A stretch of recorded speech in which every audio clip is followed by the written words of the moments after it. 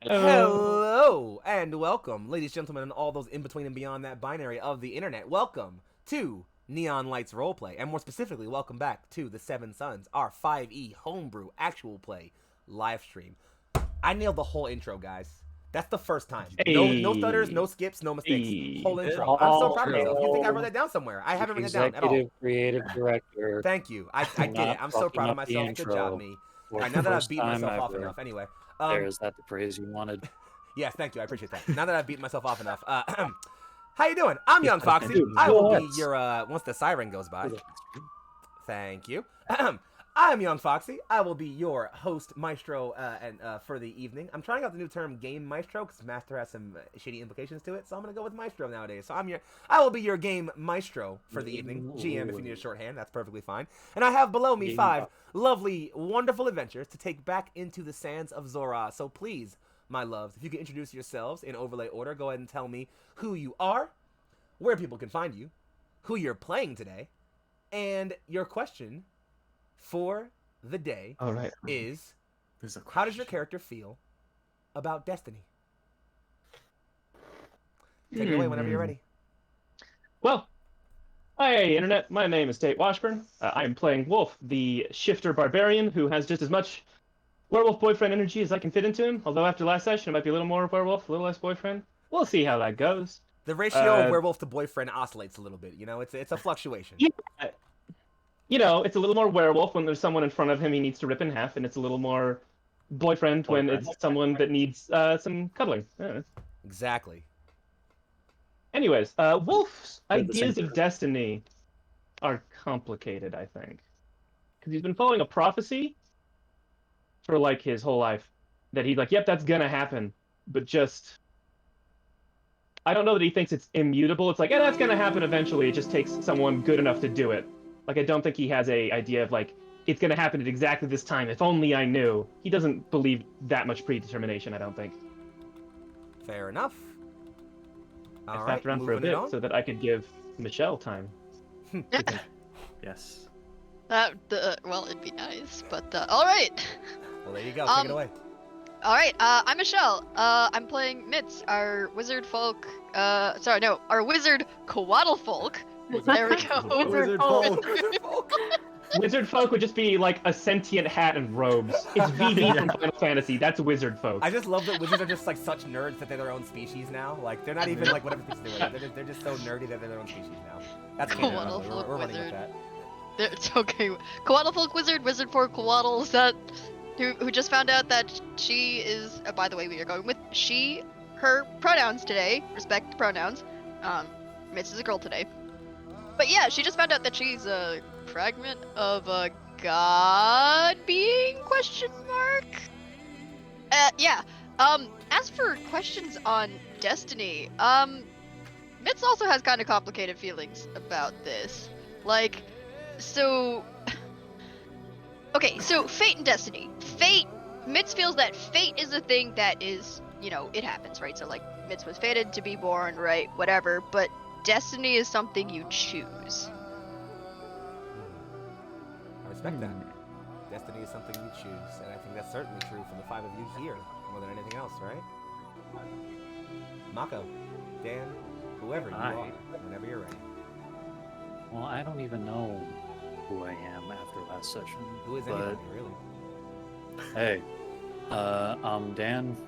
I play Mako Sky, the possessed suit of armor thief rogue. And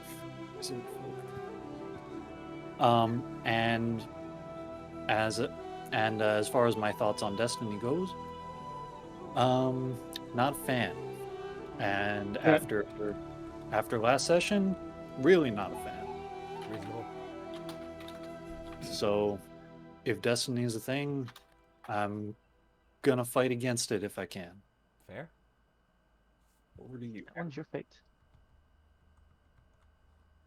Hey, I guess it's me. It is you. Hey guys, it's me, Zor'aa, playing Sonari, the College of Spirits bard, for huge.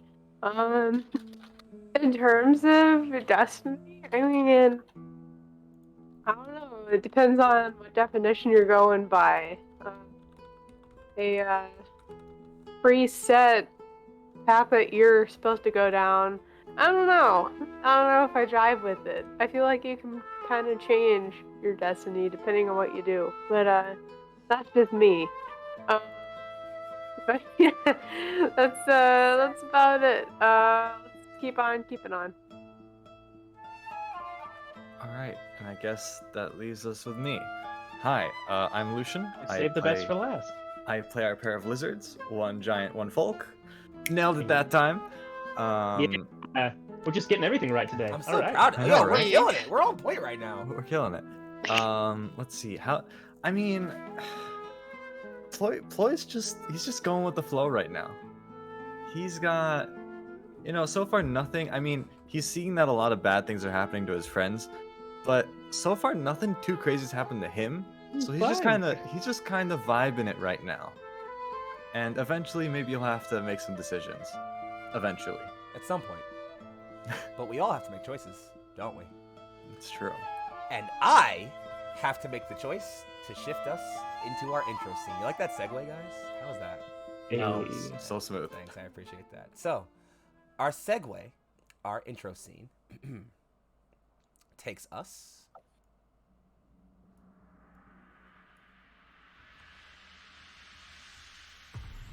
a battlefield, or what was once a battlefield, maybe. A town before that. Most of the buildings have been razed. Flames still lick at the corners here and there. Char and weapon and decay and what's definitely body, or at least a few of them, still line the streets. Individuals move around, carrying one and in some cases two of some intricate-looking firearm as they move in regimented pattern. Occasionally they move in groups, kick open a door, and you hear screaming and shouting as they enter. Occasionally a loud sound like thunder and lightning as a flash opens through any windows. Another body is dragged into the streets. At the center of the town, a figure sits in large, regimented armor. A curved polearm sits in one of her hands, while her serpentine head is inclined forward. A bloodthirsty smile on her face. Spare no one! We'll summon that damned beast yet. In the distance, she hears a strange sound, like a wild animal tearing into something. And what could that be? So, to recap us, last time our heroes returned to their ship from slaying the Molten Herald. After a brief detour to revisit, damn it, someone already redeemed the ears. Fuck. All right. I wonder who that could have been. Oh wait, I gotta fix stream camera because you can't even see them on stream. Hold on, I gotta. Oh, so that's why you changed the overlay. Fuck you. Hang on, I'll do this. All right, here we go. All right, there you go. You happy now? All right, there you go, everybody. Fuck. Anyway, last time our heroes returned from defeating the Molten Herald to Durga, after a brief detour to go and reinvestigate the body, and there was some revelation that was had. Zanari discovered that this place, the Tomb of the Watcher, was in fact a place to be where an old family had held its and told its tale. A story of revolutionaries that changed the fate of this place time and time again with each generation.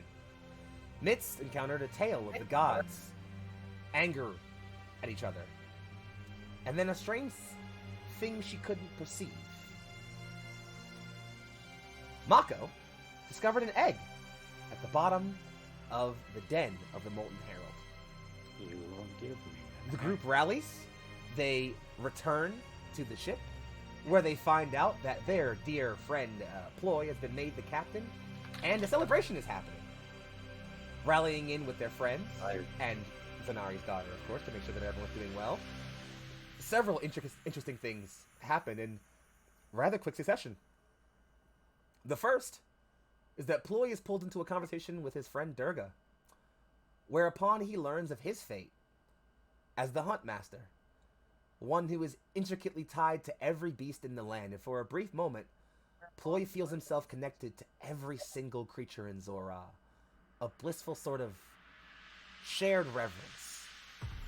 He turns and learns that destiny has plans for him and his friends. From there, the party, during the party, contacts Lady Temin, who hones in on their friend Mako and, well, takes him through some memories, just not his own. Mako learns that upon his return from the mortal plane, that he is not the only soul caught in that armor. In fact, there are multiple. And one in particular happens to be the soul, or fragments of a soul, of a caretaker, which something, purposefully tied to him upon his return. Conflicted and confused at this revelation, Mako takes time to himself. The next thing that happens is an earth-shattering rupture as a volcano rips itself into life. An earth-shattering roar, a challenge. And before they know it, a creature that was once wolf takes off into the night. Lost for a while. After this, the body of the Molten Herald combusts, ignites, and in its place, a small, solid blue gem. Contact with this gem through some strange stories Inari told without being able to read any words of, brought Mitz into a strange and, well, let's say revealing conversation with an old friend. Herself?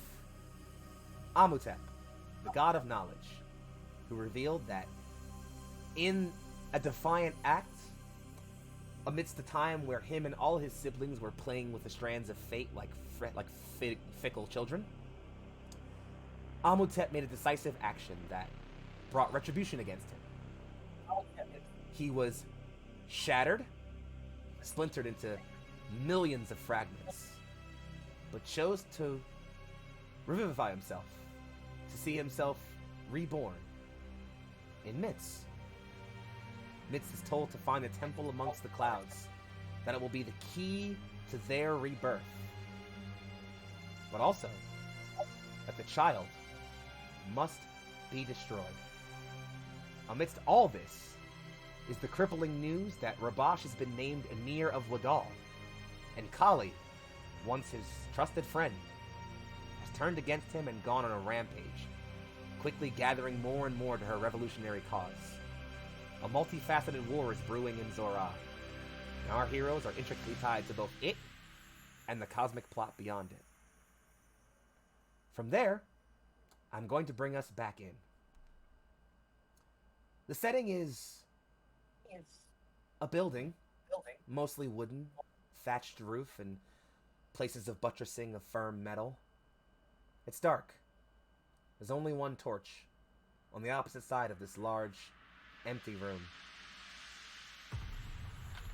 And all of that is almost hard to notice beneath the raw stink of bodies. There's a decay of freshly swollen flesh that's spent a bit too much time in the hot sun.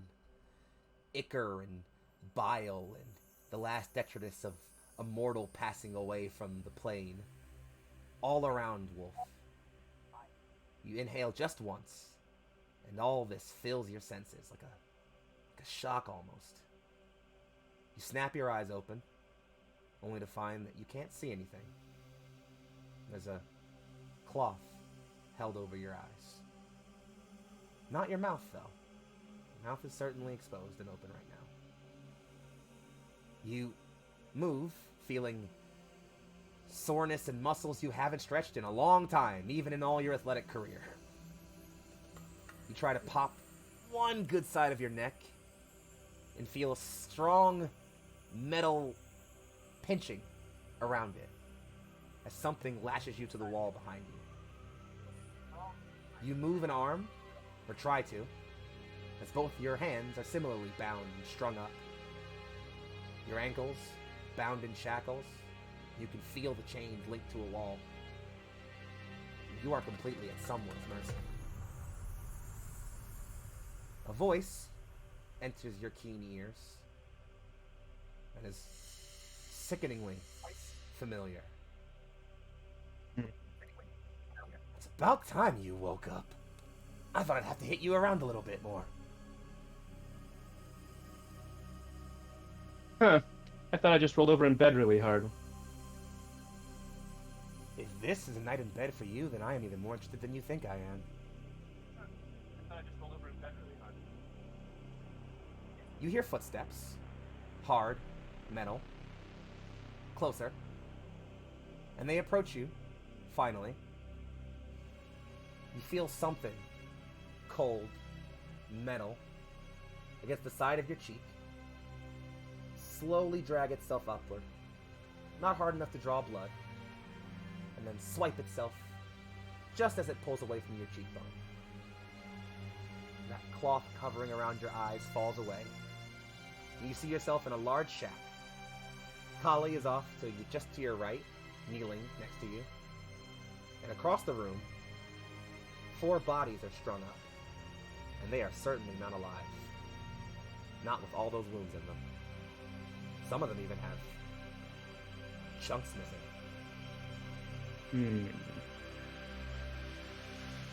So, tell me about your night.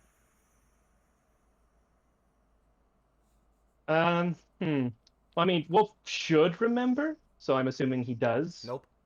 Remember? Nope. Interesting. Okay. You start thinking I back, think normally he does, but and you get fragments. The last thing you remember fervently as you peeled off into the night to get away from your friends, as you felt this change, and you've lost control maybe once or twice in your life before. This was different, and not different in the way where Wolf, what emotion usually runs through you as you change? I think it's kind of dependent on the situation. Like, if it's just at night, full moon, it's probably more like a joy and elation of like, oh yeah, I get to just run free. If he shifts on purpose in combat, it's generally a lot more of an anger or a like, I don't know if it would be a human emotion as much as like a sort of animal like contest, just like certainty. So then, shifting in anger for you is instinctive. It feels like it's more of a, almost like a challenge then, right? In that case, this shift didn't feel all that different from when you shift in combat. Just so much more intense. Like something cosmic said, "I fucking dare you." Something etheric, something primordial beat its damn chest at you. And every nerve in your body responded. That's what that was. And that's the last feeling you fervently remember. That, and picking up some faint scents in the distance. Not the Challenger, but food, probably. And I guess before Wolf would answer, the body's against the wall, since he doesn't remember, but he can sort of check on that sort of thing. Who killed those bodies? Oh, you. No question. Yeah. Those claw marks. Imagine it. Yeah. You see some claw marks and, some tears, and one of them's missing a limb, and you're like, yeah, that's me. That's pretty. And then you start looking at those chunks missing. Definitely your teeth. You didn't just kill these people. You chowed on them for a little bit. Was there anything else about the, like, clothes on the bodies, gear, stuff like that? Well, that I might learn something about them real quick? There's Sathani, all 4 of them. Okay. They're not dressed in anything too nice. You've seen Sathani in noble garb before. You've seen, like, the highest tiers of Sathani. Their garb looks fairly civilian. One of them has a sash about his waist. It's pretty decently full of coins still. You first guess merchants, traders, maybe mercenaries. Just some travelers, really. Unfortunate souls. Yeah, Wolf is gonna try and like keep level, but that's not exactly a happy thought for him. And instead of answering the question, he gestured at the bodies. Smart to keep corpses here. I wouldn't be able to smell you coming. Oh, that? No, I just wanted you to see your handiwork. You should have seen yourself. Hmm. And she plops down. She's kind of already kneeled, but she kind of like falls back onto like her, on her ass. She falls back, hands on her hands about her knees, and just says, "I have to admit, I didn't see the slaughter itself. Just the feast afterwards. I thought I was sick." Was it you I threatened, or your friend that I was going to eat them? I wasn't kidding. Oh, it was certainly me.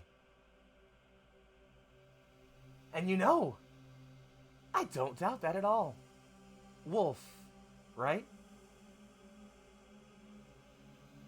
It's a nod. Where are your friends? Looks around, kind of sarcastic. Like, well, until you tell me where I am, I don't know that I could give you directions. Your whole country looks the same. Just desert, flat. Point conceded. Nonetheless, I don't need them. They're too breakable. But you, I like you.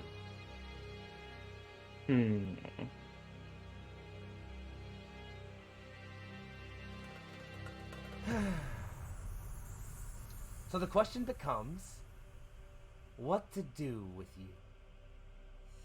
I don't know if you've been in the know, seeing as you've probably spent the last I don't know how long on some sort of madman's rampage and smorgasbord. Again, wonderful handiwork. But I'm on a bit of a mission these days. And I have the feeling that you and your friends are going to keep being an obstacle for me. So I could open up your throat right now, leave you to bleed out here. I could have you lead me here to your friends, have my men ambush them and watch as they're put to the firing squad. Or I could cut you loose, put you back in the desert, see how long you survive starving and dying out there. That'd certainly be fun to watch. Maybe see if you eat someone else? I'm a fan of catch and release hunting, personally. That would assume you were prey, Wolf. You are not prey. No, no. You're a predator. Like me. There are the killers, and there are the killed. Life's binary is that simple. You get that, right? Oh, just like a great big sigh, like, you're not wrong, but the way you mean it isn't exactly right. I mean it in the only way it can be meant. In the end, you are either killed or the killer. And tell me, Wolf, what do you think is the most potent killer there is in this cold universe of ours? One would assume time. It's a fair answer. My thought was nature.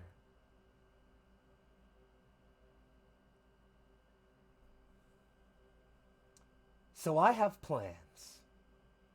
Things I have to get to. And killing you now would mean you wouldn't get to see them. Oh, how I want to kill you, Wolf. But when I kill you, I want those hands of yours covered in my blood. I want you reaching forward with those meek little claws of yours, palming at my face with my blade in your chest, gasping out that last breath inches from mine. I want us to die together, Wolf. And I'll get my wish. Just not yet. Really quick, does she have obvious keys on her? Nope. Okay, then Wolf won't do anything about that. She's just going to look at her and be like, you know, everyone thinks they're invincible. everyone eventually becomes prey. I agree. And the only thing prey can do is run or kill. Which do you think I'm going to do? I think I don't need to answer that. Smart boy. She kind of thumbs the top of your head a little bit. Nonetheless, Resist her to actually bite her finger. Like, nonetheless, you seem pouty. I like you more aggressive. So I'll leave you here to mope until I decide what to do with you. You get comfy now. And she kind of hops back up. Oh, ooh! I almost forgot. How does it feel?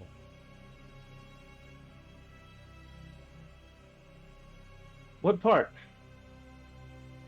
I mean, I've done plenty of killing in my time. Plenty of, but... children? Wolf, you are a thirsty one. She walks over to one of the bodies, picks up its head, and it's youthful looking. It's hard to guess if you've ever seen Tawny, but maybe late teens? Here. A spark of life there was. He was still breathing when I found you, by the way. You were doing this, and she picks up some of his intestines, just kind of holds them out, drops them, and just says, "You think about that, and I'll find you when I'm bored again. Ta-ta!" And she walks off. And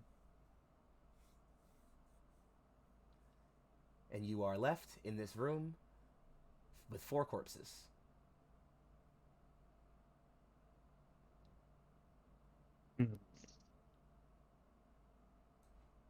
I mean, while Wolf is there, he's going to try and escape, but at the moment, it's just a lot of silence and deep thoughts of just, okay. Wolf's very practical. It's very much, I just have to move forward, and then I can be sad about this. Practicality over anything else. It's the curse of the warrior, unfortunately.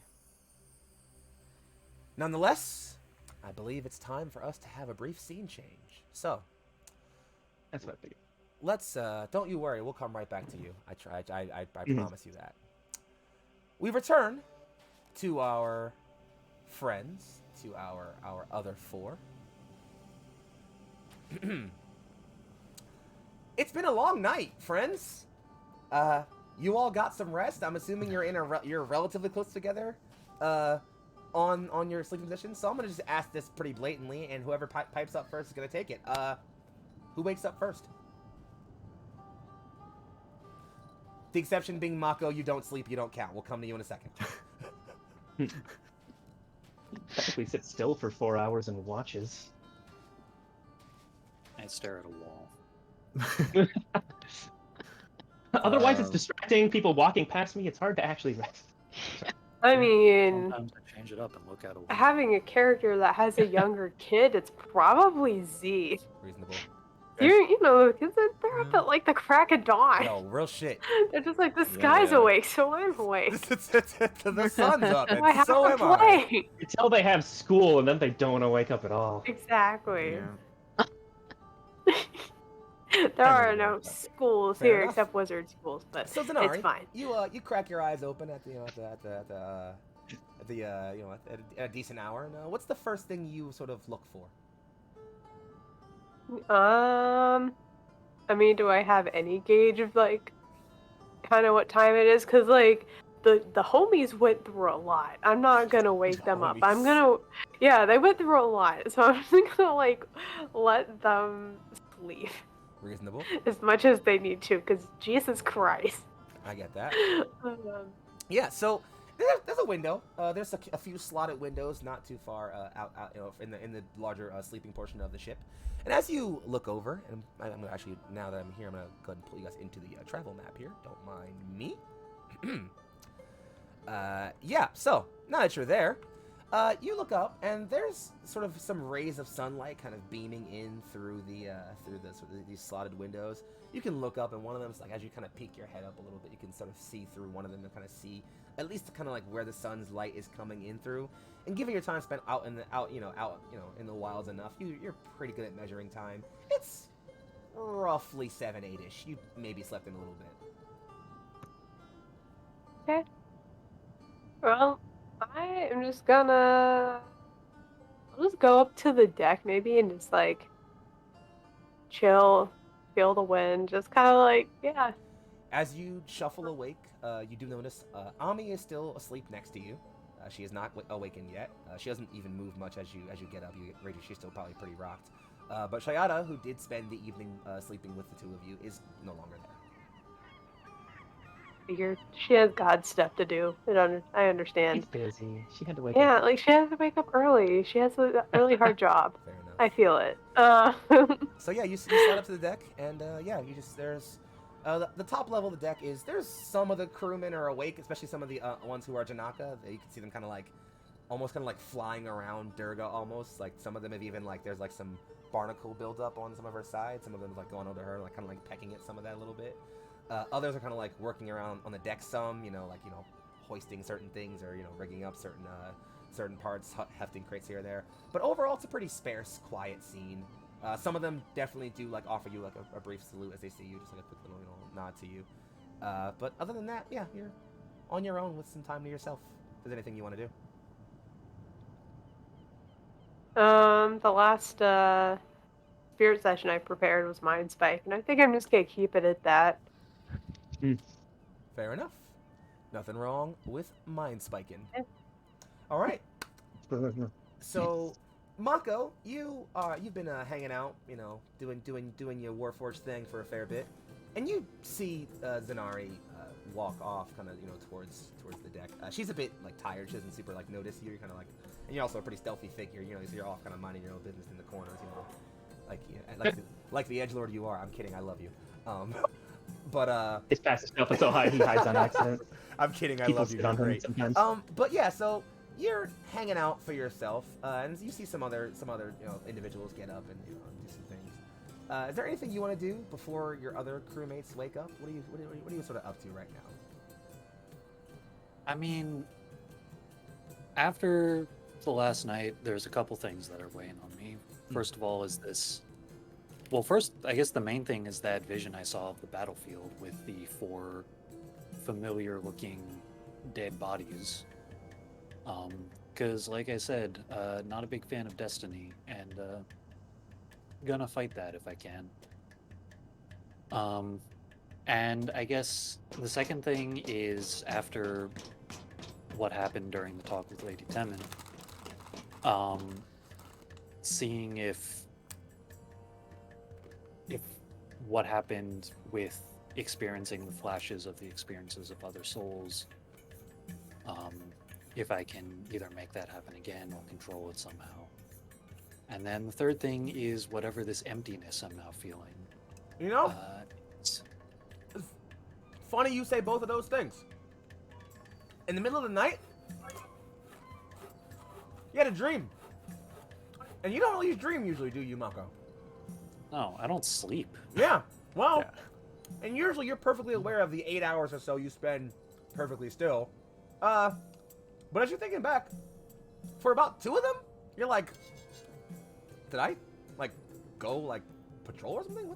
I don't remember what happened there. But you do remember a few flashes of a couple things. Hey, whoa, what? Okay, thank you for the 5 gifted tier 1 subs, Embry. Wow. Love you so much for that. Oh, thank you. Oh my OMG. goodness. Oh, thank you. Yeah, thank you to our Lord and Savior Embry. All praise be. The name of a god in setting now. Exactly, right? You're great. You're so great. Prosperity. Thank you so much. Awesome. Oh, yeah, speaking of names, I believe Heck did technically order us to name a character Jeff. That's true. Oh yeah, I did. I didn't My forget, name's and I got it. Anyway, don't Yeah, worry. I like Jeff. Actually, it's fine. So, back to what I was working through. So, you have a few flashes of memory, Dan. Mako. And the first one you solidly remember, because it's like a dream where like you can only get kind of pieces of it, and the more you think about it, the less you remember. But you do kind of hold on to a few key things. The first is a castle. It's not your castle, and you know that like intrinsically, but it's a castle you're going into. That's like you remember as you're seeing this image of the castle, your thought in this dream space was, I'm going in there. But you also know you probably aren't supposed to be. It's not that weird. Nothing I would know about as a professional thief. Yeah, actually, it seems a bit too familiar. The second thing, to the point where you're like, wait a minute, was this a memory from my life? Like, me? The second image you get are guards chasing you. Their armor isn't one that looks intricately familiar to you, but you've seen plenty of guard armor in your time as a professional thief. You've run from plenty of guards. So you chalk it up just like, oh, I don't remember. So you're like, yeah, maybe this is a memory from my life. And then that third memory, though, that third memory is the thing you stole from that castle. And the people you stole it for. It's a group of orphan kids. They're all your height, though. You're not an adult. And what you stole for them were 3 loaves of this pristinely baked bread. In fact, like, you were running for a good bit, it's still, like, smoky hot, like, wafty. And you pull it out and start, like, pulling off pieces, and, like, kids are, like, are just loving, like, just devouring this. Like, some of them are, like, crying a bit, like, they're so happy about this. Like, there's... And you're like... Not my memory. Whoa! And those are still the only things you fervently remember. But as you come out of these 3 memories, you feel that aching in you again, and you remember that it felt the strongest after Temin contacted you. You felt that kind of like sheen over yourself, and the only other time you've seen something like that sheen over yourself was after you all killed the Molten Herald. That's about the thing you remember the most.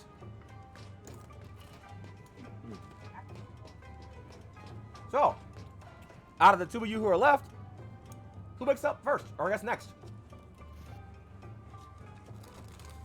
Question is it Mitz or Ploy? Yep. That's what I'm saying. Alright, I guess Ploy will wake up. Ploy, you open your eyes You're and also there going the are wrong 8 way. Janaka pirates staring Wait, directly Michelle, at you. the only 2 people on either side of you are me and Tate. What are you thinking? Yeah, so Ploy, you open your eyes, like you blink open. Mm-hmm. There are 8 Janaka pirates staring directly down at you. Oh, guys, what's going on? Captain, orders? Right.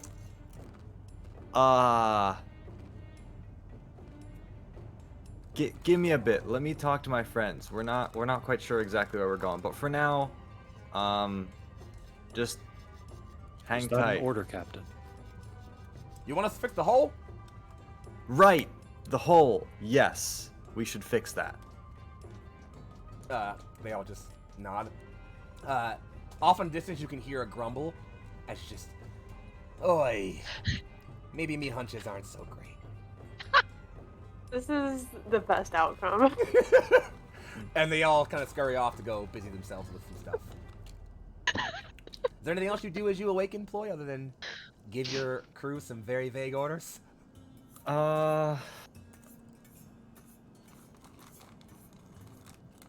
As Ploy wakes up, he's like, right, Wolf.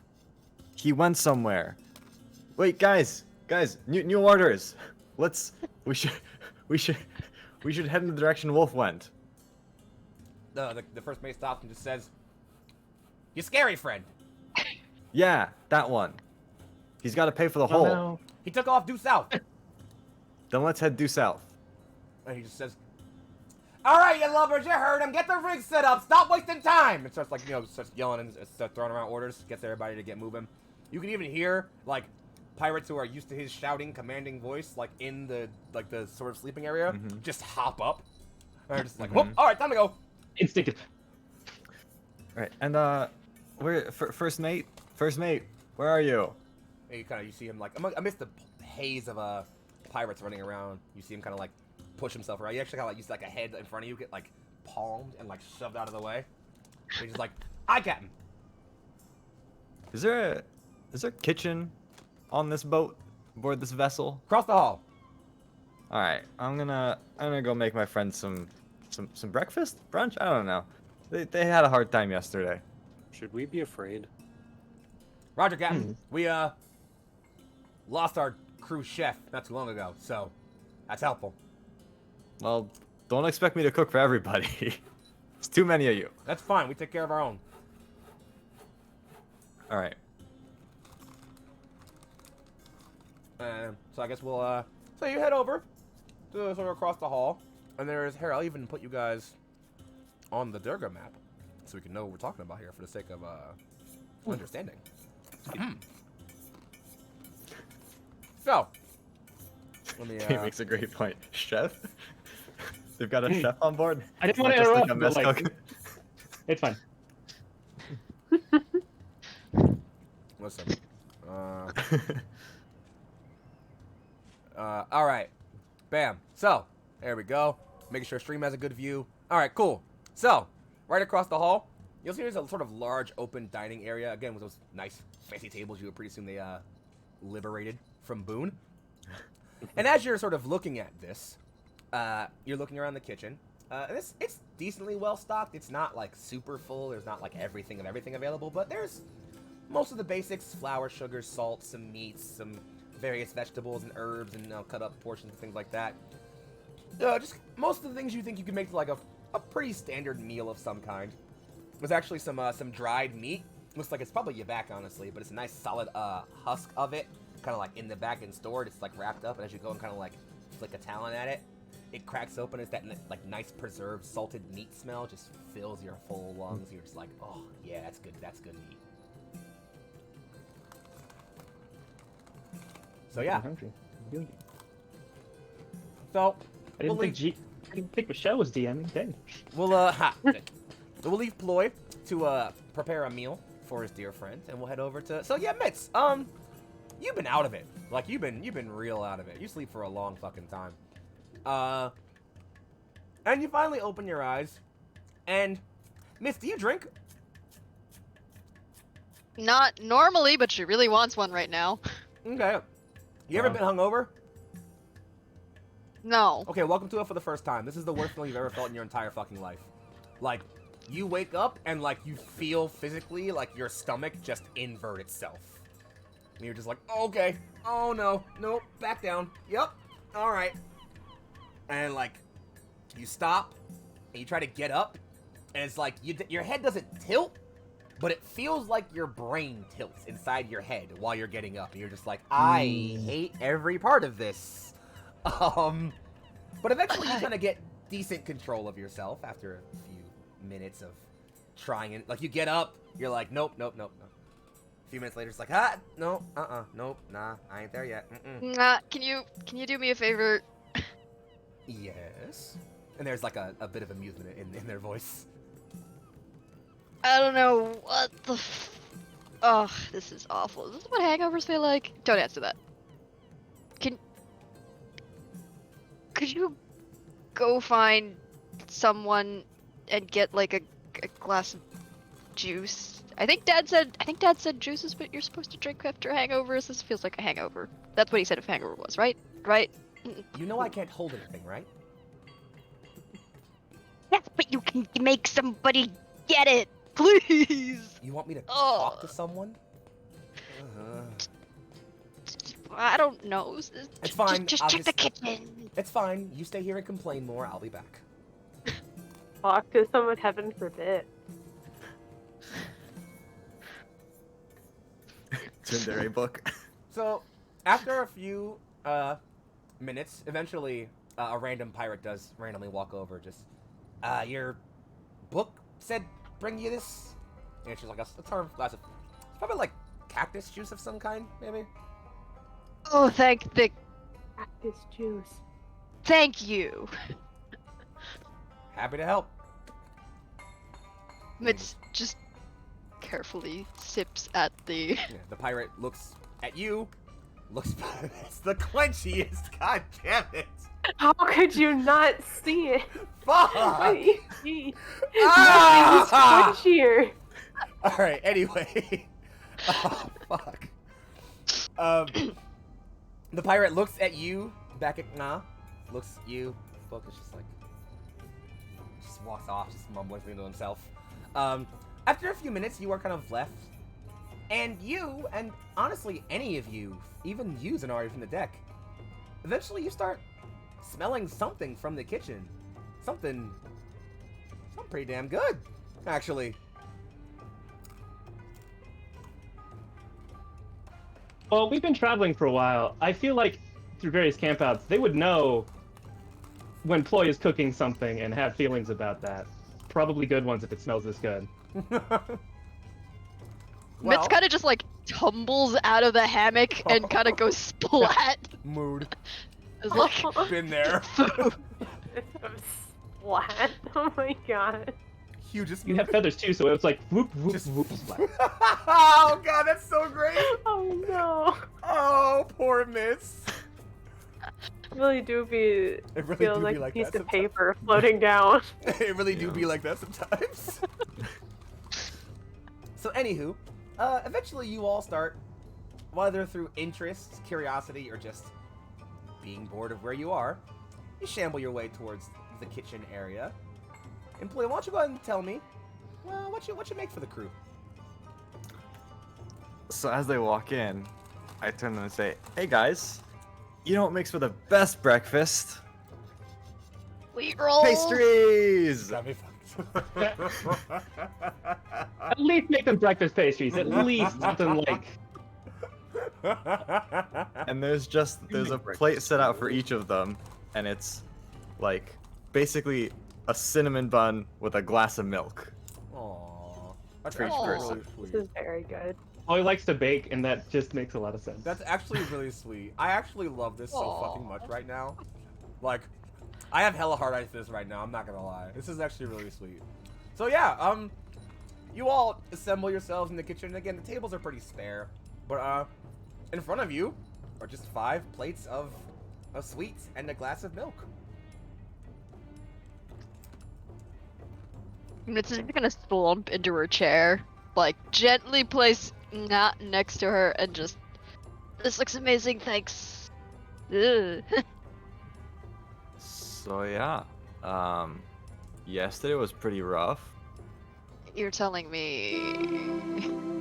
or at least it sounds like it was for you guys. I got off mostly scot-free. Yeah, oh, it's fine. Other than being the proverbial and I guess like spiritual operator, that wasn't too bad either. But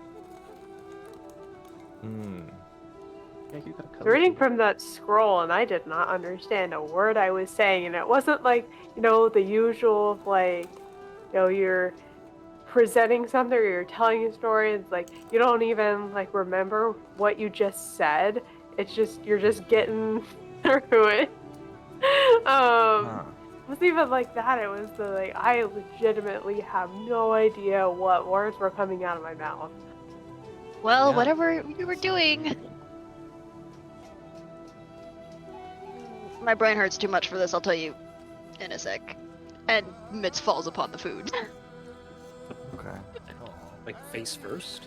No, like, is like devouring, like, it's just mouth like, in cinnamon roll.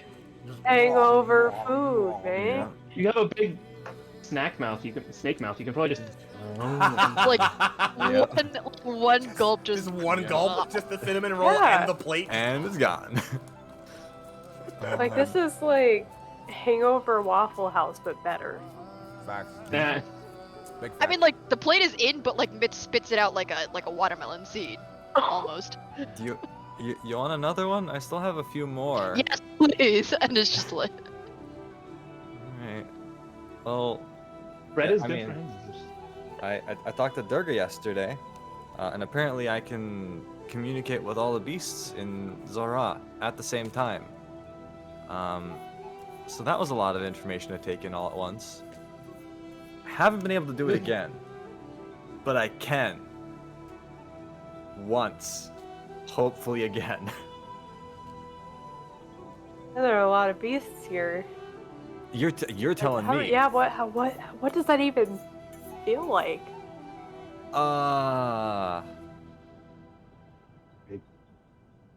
It felt like a lot, but also I had Durga with me, so Durga handled most of like the mental load. I could kind of pick and choose what You to lucky focus on. goddamn.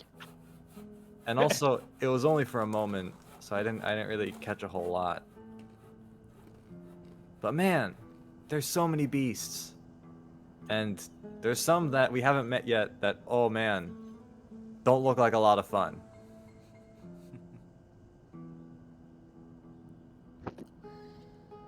But yeah, I mean, that's sounds like the rest of you had a bit of a rougher time. I'll say, just looks over at Mitz, and I'm not sure if Mako is in the room yet, but if he is, also looking over at him. Yeah, Mako, you in the room?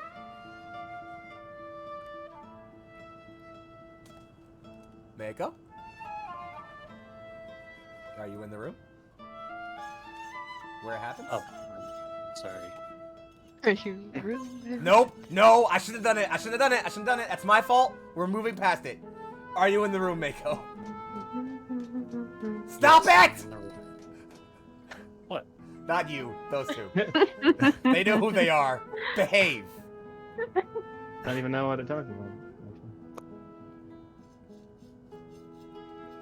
Yes, Mako is in the room. You're in the Although I room, don't okay. eat, so like. Yeah, I mean, Meeting made- time. I made you one kind of as a formality. Do you mind if I eat it, actually? I'm just gonna kind of. So you can eat it in front of me. I mean, I made you one to be polite, but I know you're not gonna eat it. So do you mind? What if I just said no and just told you not to eat it? Play's hand pauses and he just goes, I'll just leave it there for you then. Thank you. Okay. I can imagine tasting. Maybe I'll leave it for Wolf when he comes back. You know, that's a good idea. I knew there's a reason I Alright, made one Mitz, extra. Do you want, Mitz Z, do you want it? Mitz gives He the looks expectantly at I did Mitz for it first. quickly. Mitz gives the roll a very, very like contemplative look. You're much smaller than employee, so if you made employee size, this could be a serious amount of food to get a third one. Oh, you betcha they're ploy-sized. And Mitz, I think, is probably on their third helping of cinnamon roll right now. Hey, listen. Like employee-sized cinnamon roll. You never have too much cinnamon roll. Listen, there's a lot. And just goes, maybe not. Breaks the half of their cinnamon roll off and gives it to Z and says, "This, I don't remember if Ami ate anything." Yeah, that was gonna be what I was actually gonna do. made, and there's like a mini one. There's like a half ploy-sized one. Yeah, Next to A Z's smallish plate. one. Yeah, and actually, just in case. as Just you in all case like, she's growing. speak her up, like you look over and she's like at the doorway, just kind of like offers a wave. Zanari and Mitz, you both here, and Mitz, you heard her voice for the first time before you passed out, and maybe you weren't sure of it, but definitely this time, both of you here. Good morning. Morning, little one. Good morning, Ami. She walks over and kind of just like pops herself, kind of like it's not like a lap, it's a lap sit. Like she's kind of like in Zanari's lap, but her legs are kind of over Mitz, just kind of like sitting here, just boop, in between you two.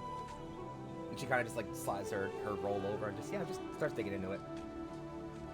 Oh, And as you guys are watching this, you'll kind of feel like a shuddering.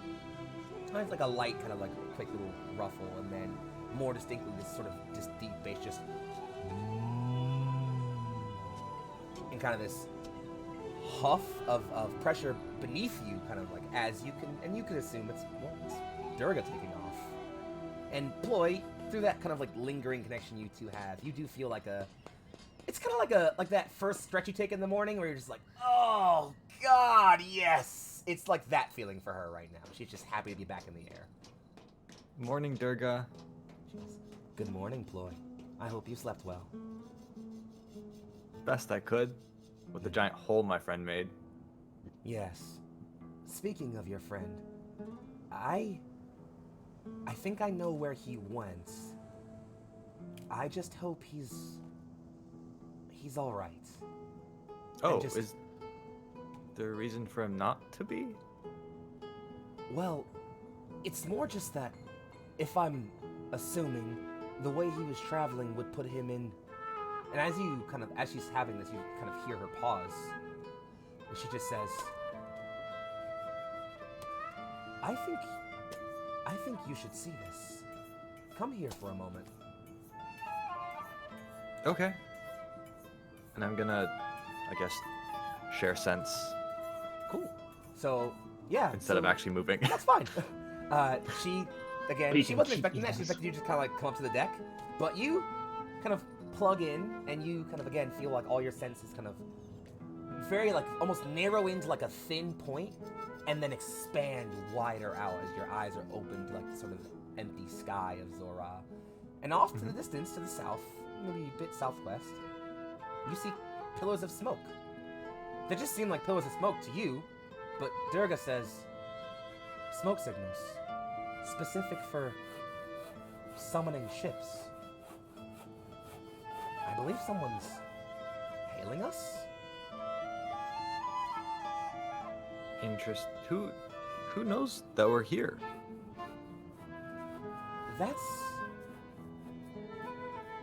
That confirms my theory, I'm afraid, I think that a rather scary woman you all are dealing with might be in possession of your friend right now. Oh no. It gets worse. I think those signals are her. Oh no. And I think that's a great place for us to take a very quick cut back to Wolf. Not coterminous with the boy. scene, but about maybe 10, 15 minutes earlier. Wolf, it's been a while. You have managed to get one of your arms free. Tell me how you do that. Well, technically, I can grow a big spiky tail as a weapon, which is just a thing Wolf has figured out how to do, despite it being a little outside what he should. Like, it's the thing that he's good at is shifting his body in ways that aren't expected. And so yeah, he can make a big tail that's sharp, but I think he wants to save that if he can, because it is, you has to use a rage to do it, and it doesn't last long unless he has someone to fight. So I think that this is just a case of trying to like brace equally against everything and see where there's just one screw that's not quite in tight enough, and it's just like a slow pry, because this is metal bars on a wood wall, right? Yeah, he's just going to try and very slowly break the wood behind him. It's like keeping his right arm up or his left arm up, or whatever the brace is like the weakest. So, you eventually shatter the the plank, sort of that anchors the sort of metal brace that your chain that attaches to your sort of like manacle is attached to. You pull all of that directly out, so you now have like this thing still around your wrist, and also like a plank of wood hanging at the end of the chain. And you free that arm, and it's not long after you free that arm that a bit of light pours in, as that when you assume the door to this place opens, you can kind of hear the sound of the outside world briefly, and then they close in and closes again, and you hear footsteps, and quickly at the doorway you see Kali. She doesn't look surprised or angry. She's just like, about time you tried something. Head and itch. And he's going to keep pulling at these things, like not even stop when she enters, trying to get the next one off. She draws her glaive from her back and slams the business end into the ground. Just, would you like me to scratch it for you? Like, look, I've had about all that I can with this toy bullshit. I'm getting out. If you want to stop me right now, just try it. On the Fuck you. contrary, Keep home. I'm here to get you out, actually. So if you'd sit still for about 45 seconds, maybe I could get those chains off you. Does that sound helpful?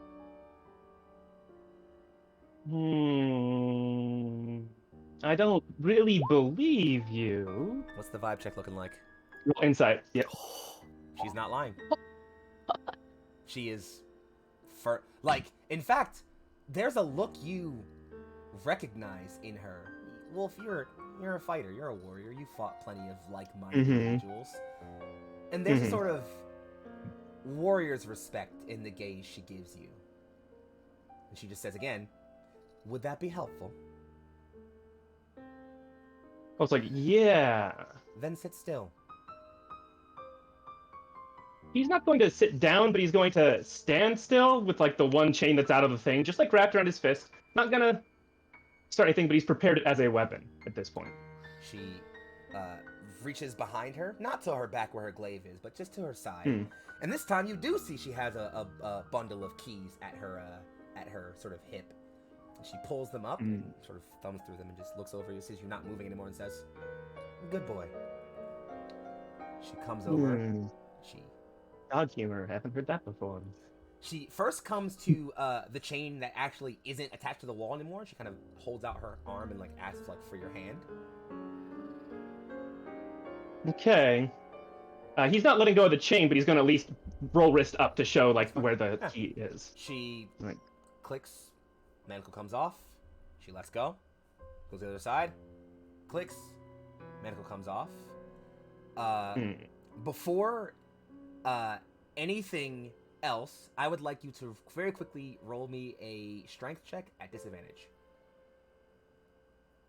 Alrighty. 16 is meets it, beats it. So Hey. as she lets go of that second manacle, her left hand shoots out around like your neck, and there's still like a manacle there. It's still there. Yeah. And you get the feeling that she tries to like shove you against the wall, but you just kind of just like hard body her, just like stop her from doing that. She looks at you, smiles, and just says, "Just don't want you trying to sneak me." And then she moves that key over to the one at your neck, and click, and it's open. She still has her hand around your neck, but she's not like squeezing. She's just undoing that and just says, "Now up on your feet, boy." I think this is the moment Wolf is done with any of this bullshit, and I would like to rage. Okay. Even if it's just for a second, and grow a tail instead, a thing that she hasn't seen Wolf do before. Yeah. And it's very sharp, and it's going to come up like around the back of his left leg and up between the two of them and start pushing her backwards. And if she wants to resist that, it's going to hurt. And there's just a heavy growl and just, we're not playing that game. She steps back an inch or two. Not enough that it doesn't cut a little bit. You get the feeling that she easily could have backed up more. She just didn't. She says, "Oh, that's new. You are full of tricks. What else can you do?" I believe you that you're trying to get me out, but this isn't a conversation that's going to help that. Fair enough. I'll withhold my urges for now. Truth is, I just don't like the idea of killing you here. And while cutting you off to run around the desert or ambushing your friends to put them to death sounds just like the grandest thing, I have bigger aspirations. Things I need you to see. So let's go. She kind of like has the scruff at the back of your neck almost. Just, I am not going to hurt you. Yet, at least. Let's get you back to your worthless friends, yes? Sure. Why are you holding my neck? Do you think I'm stupid? I let you go and you slit my throat with that tail of yours and go running off, murdering my men on a rampage until you find your friends again? let's just play this cordial for now. Yes? I'm flattered you think I can kill you so easily. I guess you're maybe not as strong as you thought you were. A sharp tail and a sharper tongue. I like you more and more every second, Wolf. He's going to at least... Yeah, he's going to stop raging for the second then and be like, okay, fine. She lets go and starts backing up. She eventually turns, giving her back to you, and starts walking to the door. And just says, you should know, things will be much different around here when I'm done. I will scour your worthless friends, break them into pieces, you should know that. But you, if you wanted something more, we'll talk. Come.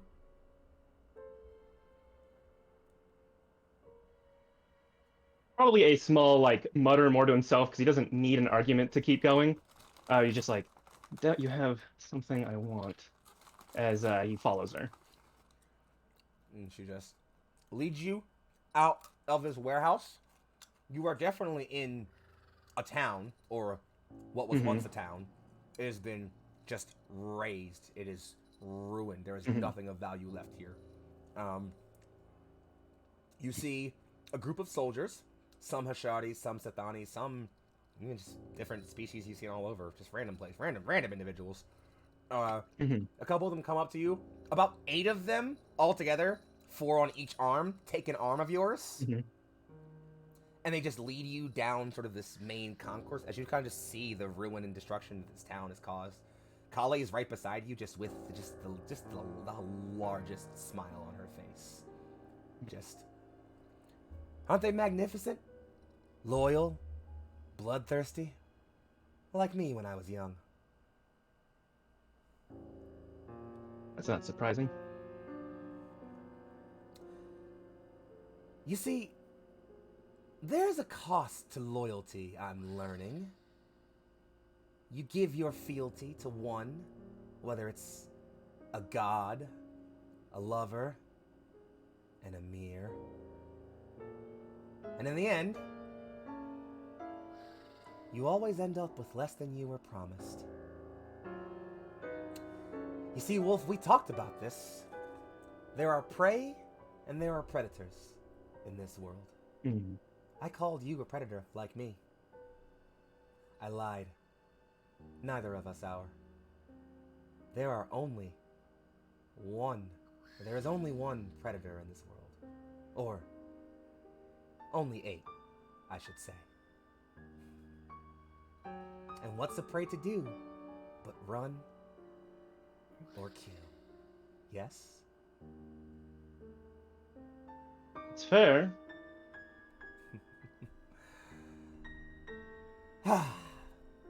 It's a beautiful sunrise here in Zor'aa. They say the sunrise is supposed to herald change, especially on after an eve of bloodshed like this. Do you smell change in the wind, Wolf? Wolf does kind of actually want to take a deep breath just to maybe get a better sense of where he is, because so far he's just seen this ruined town. You are definitely in the south of Zor'aa. You're not anywhere near where you were. This town isn't Boone. Yeah. There's no question. You've recognized Boone. You've been there twice now, just about, so you've seen it. You've recognized it. It's not Boone. In fact, it's not a town you've been in before. That is more accurate word. Yeah, it's not a town you've been in before. But as you look around a little bit, off to the sort of, well, directionally it'd be south, but it's off to your right. There's a pretty high mountain range.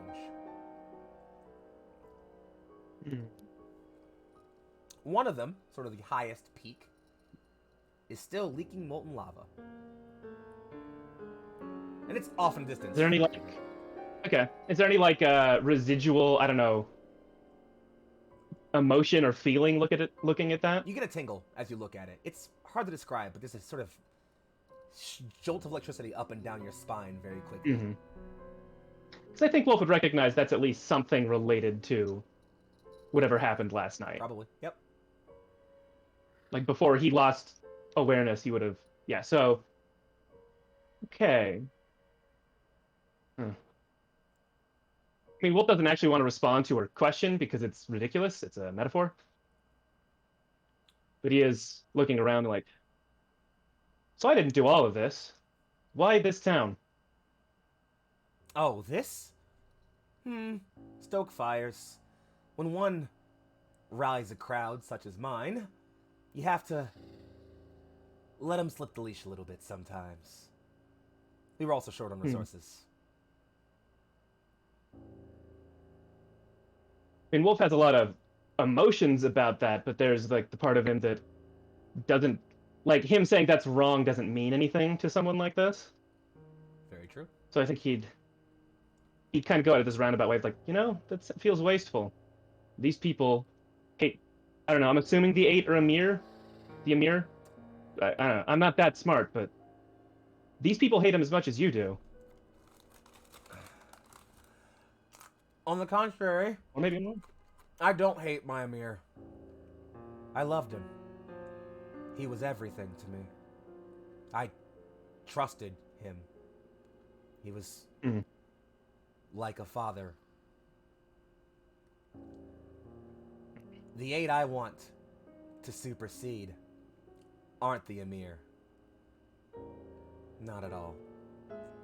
You think too small. But I'm bored of talking to you. Come this way. She walks ahead. And in the distance you can see there's sort of a large sort of flame pile being made. It's already been ignited. You can see they're trying to chucking more things into it to make the pile bigger. And you notice some of it appears like, debris, wood, and things, and thatch from buildings, but a couple of the things going into that fire pile are definitely bodies. And you can also see that a couple of her soldiers have a large sort of cloth and are fanning that over this sort of pit of fire to create a sort of set of rings of smoke that go up into the air in the distance.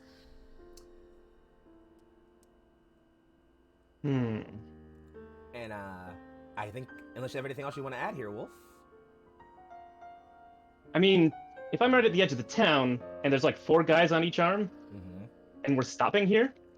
Oh no, you're not stopping yet. She's still walking you towards this sort of large fire pit. You can just kind of see it, like you're approaching it. We arrived there yet. Oh, okay. Well, no, then I think Wolf is just fine, sort of walking with this to see what she really meant by letting him go, especially because he's still in a better position than he was a few minutes ago. I think that's the proper actually way of hunting is to wait. Yeah. And I think that's a perfect time to shift us back over to our other friends. So, let me get rid of this tense-ass music, because it's currently not as tense right now over here with you guys. Unless y'all want it to be, I don't know. We're going on an adventure. Wolf's like, oh, this is the reality of war. Huh. There we go. Switching it back over. So, friends, you are still in the dining hall, as it were. Ploy, you have now separated your connection with Durga. You are now fully aware that there are smoke signals in the distance that are most likely Kali calling y'all to go pick up Wolf. And this is sort of, so you all, by this point, I think you all recognize that sort of like blank look Ploy makes when he taps in to connect with Durga. So you probably all recognize that. And he kind of like, snaps back in, comes back into his sort of real sort of persona. And take it from there, my love. Guys, we've got a bit of a problem. That? There's a small problem. You guys remember Kali? How could I forget?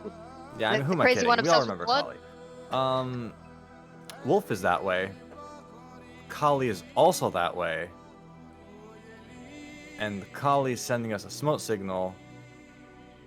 I'm guessing she may have caught Wolf. Then we should expect a trap. Yeah. Perhaps. Yeah. How could I forget? All right. So, you've been traveling. Let me actually go ahead and move y'all back on over to the map, as it were. very much. So, you've been flying for a couple hours or so. You've covered the equivalent of what you feel would be about a day's travel if you were walking. You're suddenly blissfully thankful you're traveling on the ship and not down there in the hot sands again. And you're flying for a while.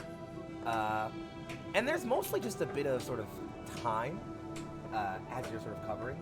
You get the sense, Ploy, you can kind of judge the distance. It's probably about another 3 to 4-ish hours of flying before you're at a point where you could land near where Kali is. But, you know. So, Right. is there anything you guys want to do or talk about or discuss or anything? Now's the time to do so. I'll leave the scene be yours for a bit. Damn, Wolf made it really far. How did he get that far? Well, tease. Wolf has fast travel confirmed. Man. Wolf is fast travel. He is the speed.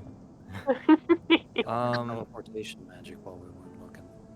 So yeah, I mean, we've got a couple of options here. We could land somewhere nearby and then go talk to them. I mean, I'm obviously expecting a trap, or we could just fly over and check it out first and then land somewhere.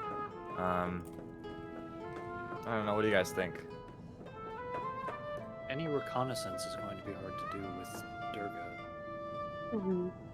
Although, if they're giving out signals, they probably already know. Yeah, I mean, they already know we're Yeah. coming.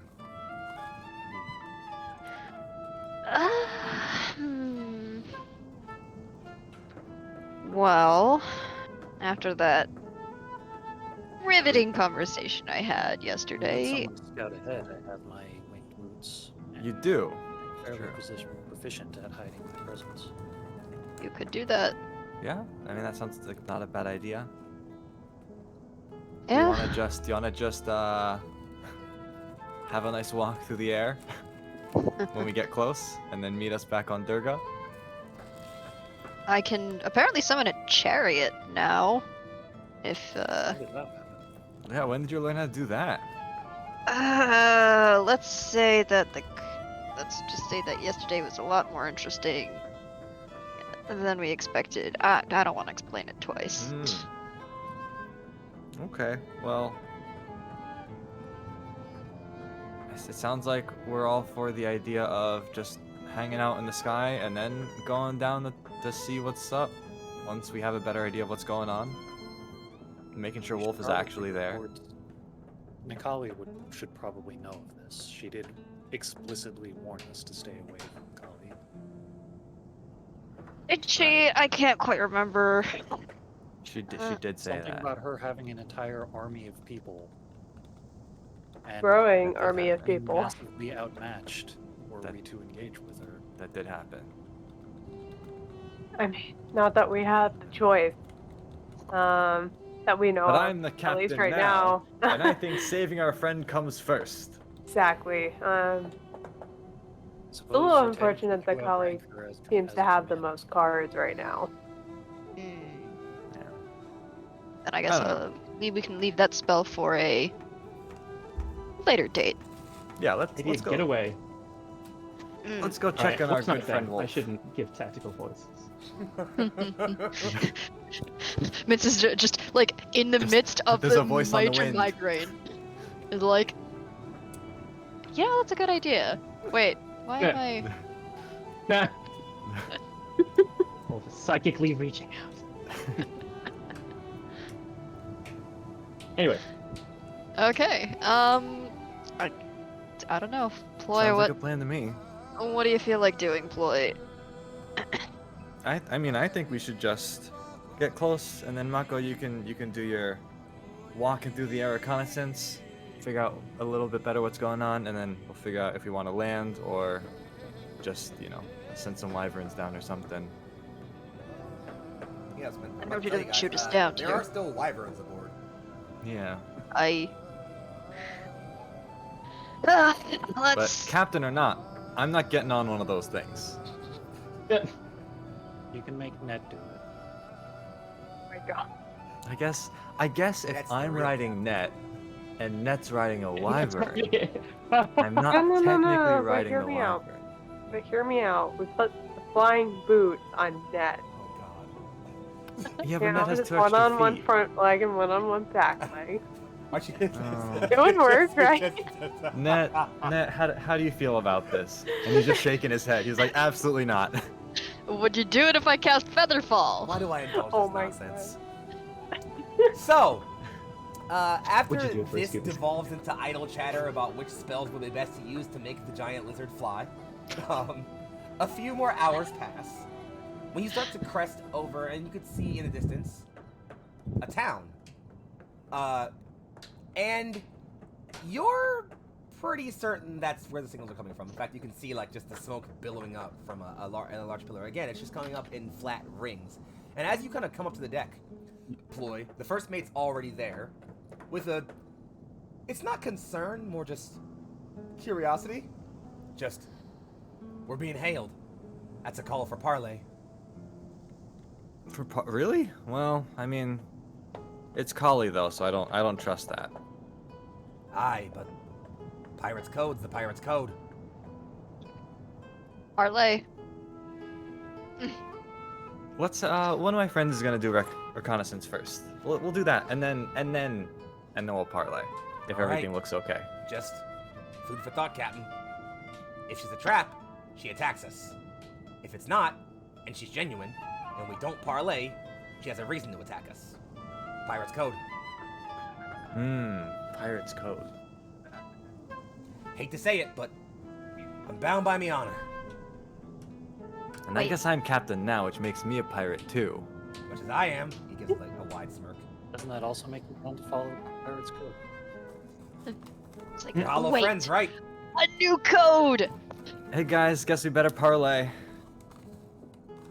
But first, and Myth pulls out, not looking much more energetic and much less, I guess, migraine heavy, and just immediately starts badgering The first mate?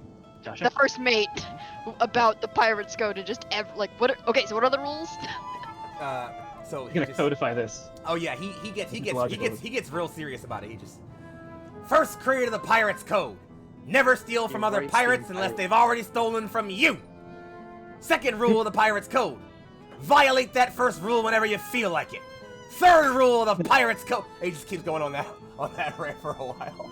And if you want, When is I will yours? give you a full transcript of the pirate's code at some point. You have to give me time to get it written down, Yes. but I can do that. I got you. You just give me a little bit. Pirate law. So after laying down the tenets Very of pirate law, lawyers. you guys went from being explorers to revolutionaries. Now you're pirates. Look at it. You know what we call Pirate that? revolutionaries. Growth. Pirate lawyers. Those terms are sometimes interchangeable, depending on the Growth. period of history. Anywho, so eventually, Durga does lower herself. She doesn't fully land. She gets the feeling she's not a big fan of landing. She's not doesn't like being on the ground very much. But she does lower herself to the point where like her bottom is like maybe at like 30 feet tops over like the dune, sort of the dune crest. And sort of like there are like ropes that lower down far enough that you can just kind of like rappel down.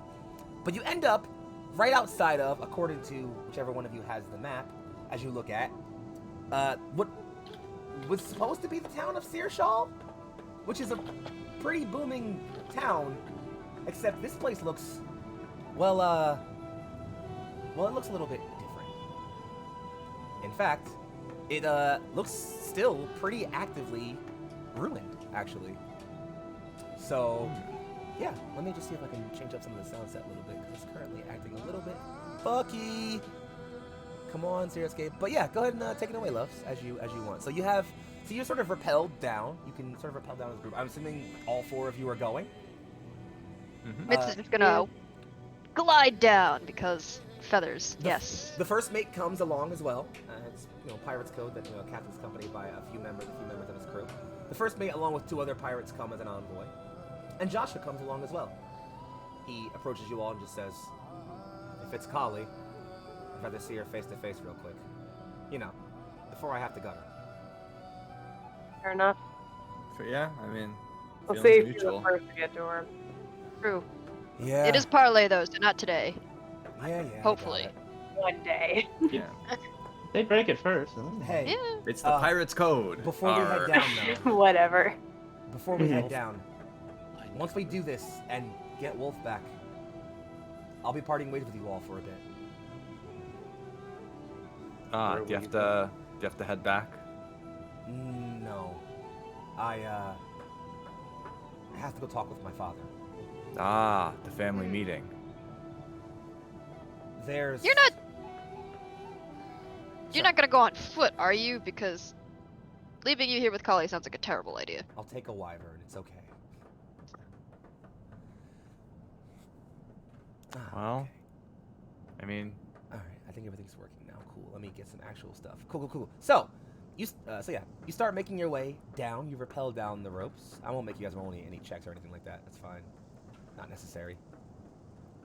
But as you're making your way down, you see yourselves amidst the ruins of a destroyed town. You can still smell that coppery tang of old blood in the air. There's ruined destitution all around you, buildings caved in, holes ripped in others. In some places you can still see bodies. Off in the corner, a man is slumped down in a chair, clutching a hole in his chest.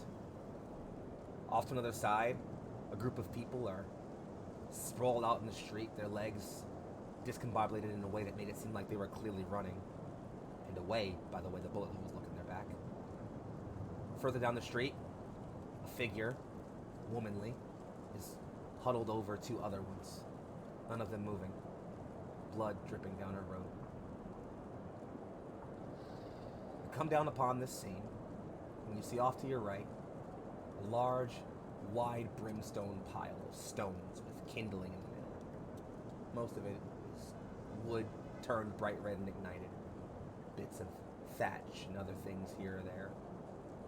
But there's that popping sound you hear every now and then. As you look at this fire, the kindling in the middle, still bright red and ignited, shifts a bit, and a charred skull rolls to face you all.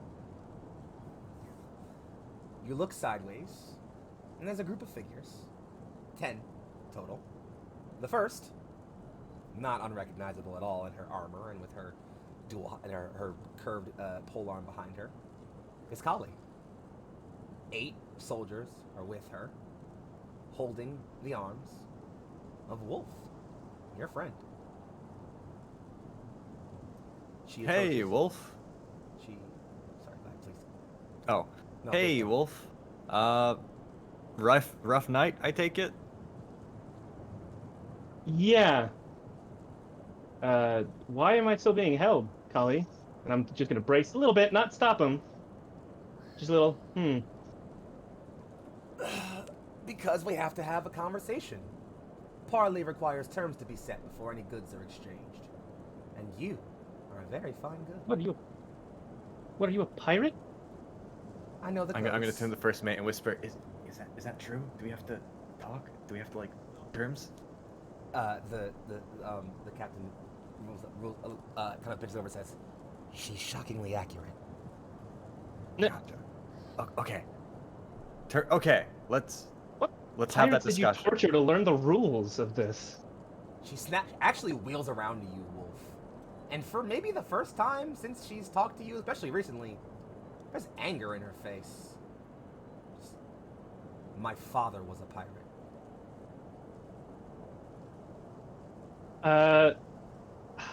No, Wolf's had a bad day. He's not gonna be nice. It's like, I'm sure he really loved that his daughter ended up working for the authority of a country that absolutely kills its civilians for no reason. That was probably a great time for him.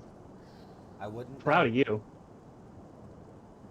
considering I only met him twice.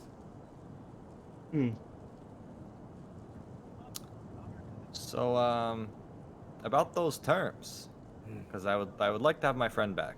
Quite. She steps forward. Some other soldiers come out, and they actually bring a collection of wooden chairs. Some of them are charred, so you assume they were looted from some building. Another drops sort of like a box or crate of some kind, and another seats a large wooden plank on top of that. and she kind of walks up to this, and there's 4 seats, 6 seats total, 3 on each side. She takes the middle seat, just plops herself down. Another individual, a Hashari, you can tell by the 4 arms, plops down to her right. He has sort of like it's hard to tell because they're not necessarily bulky folk, given that they're insect people, but he has a decently built physique and 4 blades sheathed at his hips. Another, this one also was at the honey, comes to her side and just sits down next to her. She kind of just gestures to the 3 seats in front of her. The first mate leans over and says, "Captain, you have to take the head seat." Right. Captain Play at your service, and I'm gonna sit in the middle seat. The first mate will look back and just say, "2 of you can go represent him. I'll go if none of you want to." I'll take a seat. You know terms better. It's not the rule. Joshua says, "I got it if no one else wants it." It's all you. All right. The 3 of you walk forward. Ploy, you're in the middle seat. Zenara, do you want the seat to the left or right of Ploy? Does it matter? No? Okay. I'll take. Wait, fuck. What was the direction I always have to Left. take? Always The left. left? Always go left? Okay, I'm gonna take Why do the you left think one, I yeah. asked, Sir Heck? Jeez! Dude, I'm sorry. I care about your backstories! Shit! It was just a random option on D&D Beyond. I know, I loved it though. I wanted to make sure I gave it to you at some point, that's why. Fuck. I know, it's okay. I just like fucking with you, it's fine. Fair. So the 3 of you all take a seat. Kali unsheathes her polearm, spins it over her head twice, and then sticks it sort of like butt end down in front of her. She's still seated though. It's a fine ship you all have. Why'd you come across it?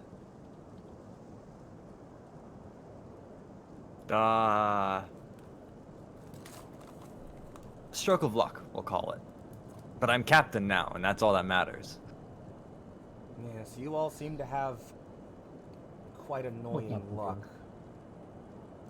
Seems like recently, though, my luck's been improving as well. Looks over at Wolf and then looks back. Maybe you're rubbing off on me. I wouldn't go that far.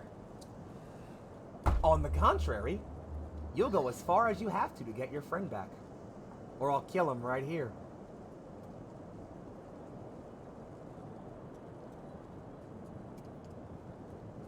So what do you want to offer me? What's your friend worth to you all? I made a couple of cinnamon buns this morning. If you want one of those, maybe 2, 1 for the road. If you want to head out? Can I try a bite first? No. Shame. If you get one of these guys to let go of me, sure. Shame. One for every bite. Nonetheless, I'm sure there's a bakery somewhere in this ruined shithole of a town I can loot if I need to get some sweets. I doubt it. It's my secret recipe. Tempting. Can Wolf hear this conversation? Oh yeah, just you're by right the way. there. Yeah, it's like, I don't think you understand. They're the brains. I just hit things. That's probably the best deal you're getting. That says so much about all of you. Nonetheless, besides your famous sweet roll recipe, which I'm certain is lovely, don't get me wrong, I'm going to need something more substantial, I'm afraid. Cards on the table. I like that ship of yours. Never. Had to try. Joshua kind of pipes up and just says, I don't know why you're playing this game with them, Kali. They don't understand. Just offer something. Kali says, patience, little boy. We'll get to that. Speaking of, how's Daddy? Joshua just growls a bit. Oh! Actually, I know exactly what I want from you all. 2 things. 1, I'll take that blood gem you stole from my master. Secondly, you'll kill someone for me. First of all, can't give you the blood gem. It's not really a blood gem anymore. Second of all, depends who. So didn't we leave I was like, the yeah, blood gem that's with fair. them? Didn't we also leave the blood gem with them? Oh no, yeah, No, didn't it? no. She meant the other one, the one that you Ah. assumed that she didn't know about, that she's clearly pointing out that she now knows about, as in the one that's in your Mm. tablet. That's what you were talking about. That was. I mean, it's true, it's not really that was the gem reveal anymore. there. My It's a- bad. I should have communicated that one The- better. the javelin. No, I got it. Yeah. It's his spear. He's like, nah. Mm-mm. All right. I'm tired of this. How much gold do you have on that ship? Anything worthwhile?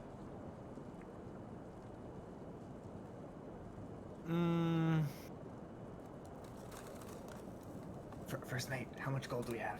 That's a great Yeah. question. I have no idea. First mate turns and says, "Well, you were doing pretty profitable before we took you all on board and haven't spent any, so about 12,000." Kali pops up and says, 12,000! I'll take 10 of it. 10's a bit much. Oh, putting a price on your friend's life. Purple.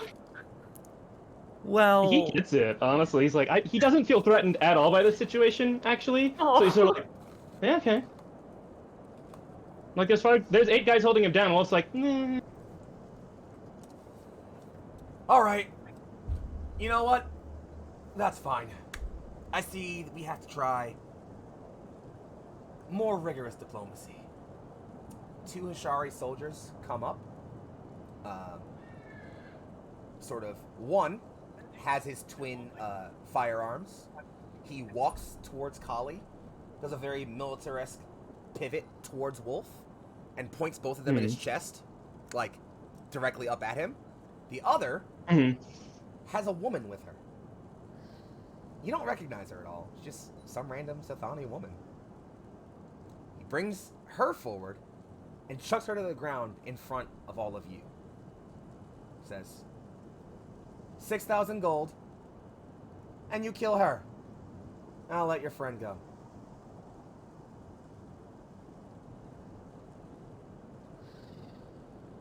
what? You heard me. What? 6,000 gold. Can I do like a perception to have like any idea like where like maybe this woman came from Yep, or sure. like any type of vibe like You can do either of those things. You can insight, perception, whatever Okay. you want to do. I'm okay, take either of those in assistance. feels very good. 'Cause it's like, Who? What? is this? Go for it. What, are we being initiated into some sort of mafia Oh situation? I no, don't D&D understand. Beyond. Oh no, is D&D Beyond crashing? It has digital dice turned on, which I definitely don't do. That's fine. I like digital Okay, dice. 15. I got Okay. digital dice. Well, it takes forever. So on a 15, you notice she's Sathani, dressed in commoner's clothes. The panicked look on her face is one you've definitely seen in people before. Not necessarily here, but before. Your first intuition is she's probably a local.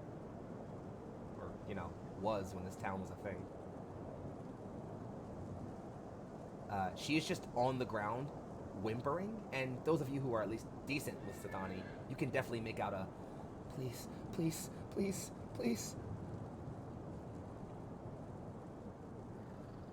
Kelly says, Hey, final offer, 6,000 gold, and murder the woman, or I put more holes in your friend.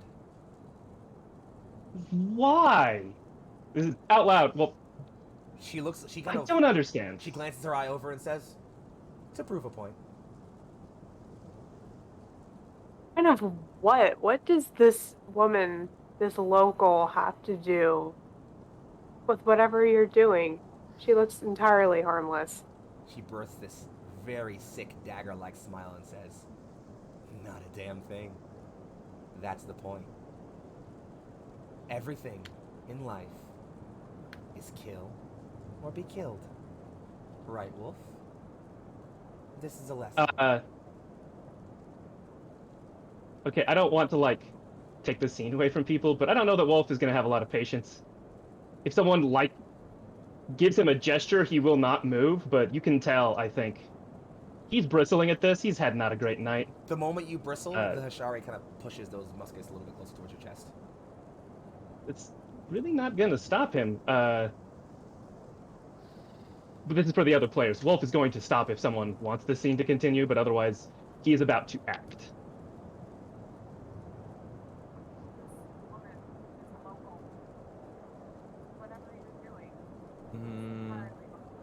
I mean, Okay, tell you what.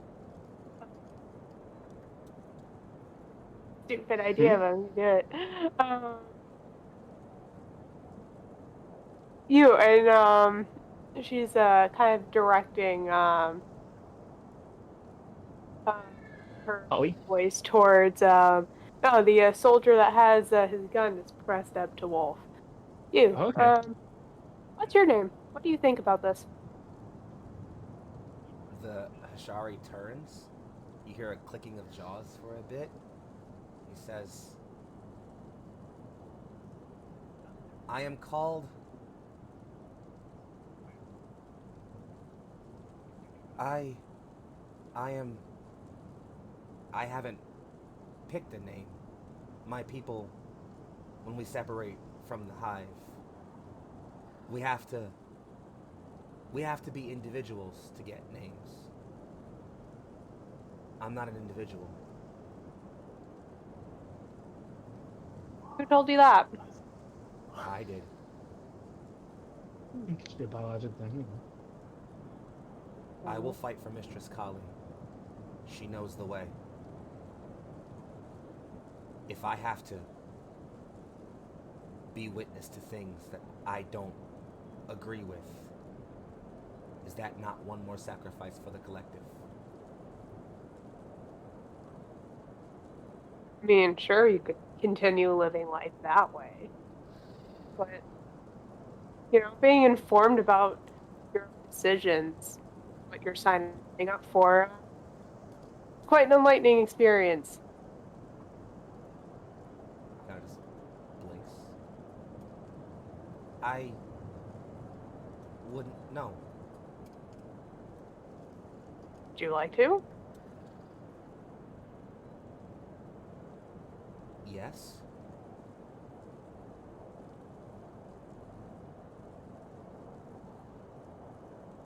Kali kind of slams a fist down and says, enough with the nonsense! Kill the woman and give me the gold, or I put 2 holes in your friend. Oh no, my first parlay is gonna end so poorly. Yeah, I think Wolf is going to do a full shift as an action immediately and turn into a dire wolf. He hasn't done this yet. Oh, shit. All right, yeah. So Let me bring that stat block up. are they dire wolves are large, right? Are they large or medium? Yeah, I think it's a little bigger. Yeah, I think they're large. So you shift into this large, fully canine form as you're kind of bringing your paws down. The 8 soldiers holding you, they kind of scatter. They're not really sure what the fuck is going on. They all kind of scatter a bit. They do go for weapons. They all go for muskets. Like, they come back with weapons. And they're kind of just, like, holding them sort of readily. Not pointing them up at you, but kind of just having them at the ready. Including the one who was pointing them at you is now lowered them to a just ready stance. Kali hops up, like spins that polearm around, and just says, so we're doing this then? Wolf can't talk. He's just growling at her. I mean, yeah, he's gonna attack. Like, sorry, you guys. I think it's actually gonna run forward to where you are, just barrel through anyone in his way, but I don't know if that starts initiative or not. Yeah, I guess we're doing it this way, huh? And Play's also gonna pull out a javelin. Yeah, I guess so, Kali. If you let me get that name off, I would, like to, trigger a spell that needs a name. Sure. Go for it. Okay, alright. Uh-oh. It's been a while, guys. Alright. It has been a while. Oh, hold on. So Leader's name. I have a feeling of what you're going for. Are you so out of curiosity? Are you going for? Do you need the name of the soldier you were talking to, or is it Kali's name? It's Collie's name because In I that didn't get a case, name from him. I need you to check your DMs.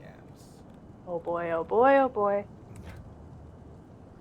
What's the spell you're doing? Oh. Oh, so I don't know. What do you think? I was just gonna psychic lancer. Hmm. That's what I was curious. Is like, is this an attack? Okay. Is this?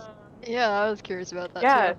Okay, she's going to. Well, it's gonna require a save, but okay. With this, she stopped for a second. After saying the collie, it just kind of like almost looks like she's directing her ear to a certain direction, and then continues like that split second. Tamaya, and I'm gonna psychic lance if I can. I'm gonna. What kind of save do I need? Do you need? That's an intelligence save. Double up. Oh. Especially good That's a against barbarians and big fighters. That's a fail. fail. Oh boy. Yeah, it's like if she, yeah, like this is knowledge that Z would know, having fought her before. She failed a whole person. Okay, let's roll all of this then. Oh boy. So that is 33 psychic damage. Yeah. Okay. So, a couple of things happen, and I'm gonna. This is before anything else happens, so don't worry. Just let's play this all out real quick. Yeah. So, you all see Zanari jump up and shout out the name Kali Tamea, which is Kali's full name. And there's first the shock of hearing her full name for the first time in so many years. And then there's this crippling pain in her brain as she falls backwards out of her sort of chair or position she's seated in, falls over, gripping her head. Just, God damn it! The soldier next to her helps her up, helps her to her feet, and she just says, "Kill them all!" And as she looks around, none of the soldiers have moved.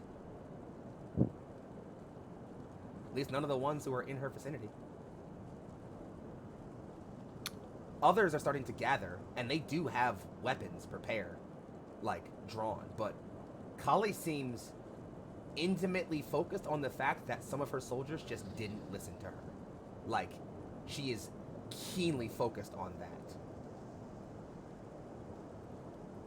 Okay, if they are giving pause, Z is gonna continue picking up then, saying, don't you all see, by asking this question to this one individual here, that this person indoctrinating you all to continue on this path of bloodshed is no better than the societies that have been indoctrinating you from the beginning? To continue destroying things are the exact same. Now we can stop this, but this is going to have to end peacefully. I don't want to cause any more pain to anyone here, including your leader, if possible. All we want is our friend back. This is a parlay. No fighting in a parlay. As you finish this rousing oratory, more of Kali's soldiers have kind of gathered around her, most of them armed. Kali looks around, and to be fair, most of them still look like they're ready to put you all in a hole, no question. But the few that are around you look hesitant. They give pause. Some of them even lower their guns some more. Kali stops, sheathes her polearm, looks over at the large, dire wolf that is now Wolf, just says, I think I liked you a bit less furry. And then, like, kind of throws her head over towards your friends. She then turns around and just says, let them leave.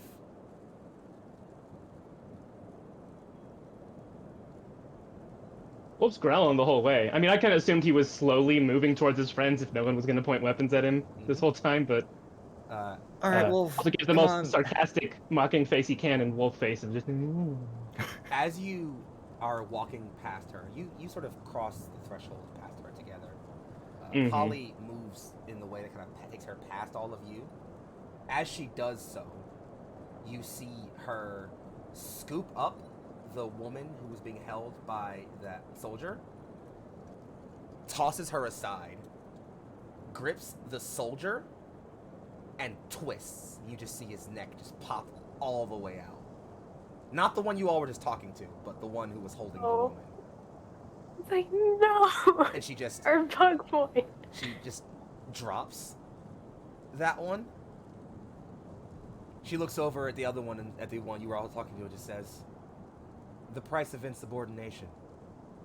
Are you willing to pay it? Are any of you?" Most of the ones around start pretty firmly indicating that no, they're rocking with her for this. Your friend, though, Bug Boy, who I will affectionately call him for now, he just looks and says, "I am no one's slave."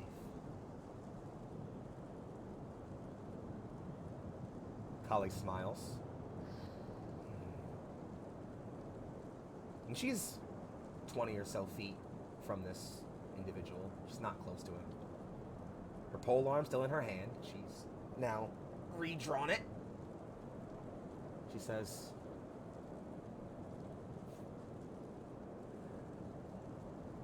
"Then you have chosen." Kali, don't do it. You do that, we fight. Here and now. She clenches the pole arm. Says, "And when did you grow a spine? It's a maddened day. I'm tired of this ransacked town. Gather your things, we're leaving!" She begins to just walk away. Anger very evident in her stride. Notably, though, Bug Boy and about 10 or so of his friends don't move. Wolf's gonna unshift if they're all walking away Yeah, none of them and are. just like. There's some like muttering, some mumbling about up amongst them, but no one's turning Mhm. around to stop you or do anything. Yeah. Well, then he just lean over to Ploy and be like, "You didn't even use the ammo that you shot the Emir. You personally. Could have gone very like he's whispering a bit. It's like I don't want to. Like if I had a mouth, that's exactly the thing I would have been saying right then if I had been able to talk. I'm I'm surprised, and I'm happy that you don't just throw out ammo as soon as you want to. Like I get it. Just I would have rubbed your face in it a little. I honestly forgot. The day your Emir died was the worst event of your life, and for Ploy it was Tuesday. You took everything from me. I don't even know who you are. Hey, you Yeah. guys over there. You wanna join the party, Whale? I'm Captain. You said we have He's Lots of Captain. lots of things to have your own ideas with. I think that's pretty rad. He blinks and just says, "Rad." Yes. It means means- good. Yes, I think I would like something rad. Eh, Could we Fate is delighted. Wolf is tired. come with you all? Absolutely. We have the space But captain. what? One thing first. On 3, everybody shout "Party Whale," okay? 1, 2, 3. Party Whale! Party well. All right, let's go. And I think that's a perfectly good okay, place okay. for us to take our. But- Sorry, go. Is there anything else you need? Sorry. Okay, it's like, yeah, Z also wants to like pick up and like help the battered woman that is on the ground because yeah. Jesus Christ. She's. Her wounds if I need to, like Yeah. ask her name. Hey, like are you So okay? you approach her, and she's still on the ground. As you approach, she kind of instinctively flinches away, but then she sees it's you and kind of just softens a bit. She's Wolf is backing the hell up. He she's doesn't want to be close to her. not outwardly battle wounded. She hasn't fought anyone. But there are definitely a few bruises and cuts on her, just minor ones, maybe from just running or hiding or something. But there are tears in her eyes, just streaming down her face. Just, they're all gone. Everyone's gone.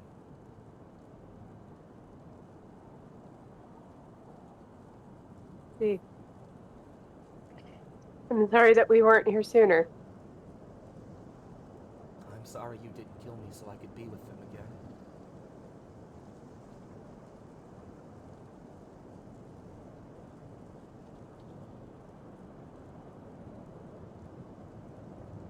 Wolf is not in the headspace to try and help someone through that right now, to be honest. Wolf was like, listen, I'm not a... Yeah. I understand why you feel that way right now. I really do. Loss is a very hard thing. But perhaps you can be with them in a different way.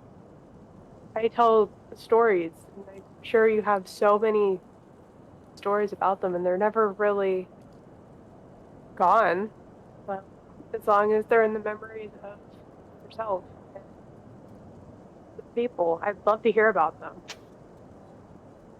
This might help you feel a little better. And Play's gonna Yeah. plop down a cinnamon roll. She does look It over, never hurts. kind of, like, confused for a second, but she picks it up. You get the sense that maybe she's hungry. She starts eating for a bit. And after a few bites, she takes a very, like, large breath. And just says, my husband, Tanine, my sister, Alama, and my 2 sons. And she kind of just begins to tell you a tale of her family who has lived in this village as tailors for well, as long as she's known. She tells you about the day she met her husband, how they laughed under a tree and talked about how he'd never stopped chasing her, how she ran away from him in circles for hours. She talks about the day her twins were born. She thought she'd die. How happy she was to see their 2 faces. She tells you about her sister, all the stupid fights they had when they were kids. She just almost loses herself in these tales, almost. Just talking a bit about what she's seen, I suppose.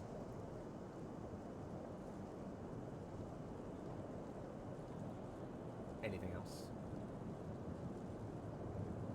I mean, if she's just gonna continue, she's gonna try to like move her onto the ship with us, because dear lord, I don't want her to stay here. Yeah. She does eventually kind of just like... They are with Shayana now. I will see them again. Well, they're in good hands. They're very good hands for the time being.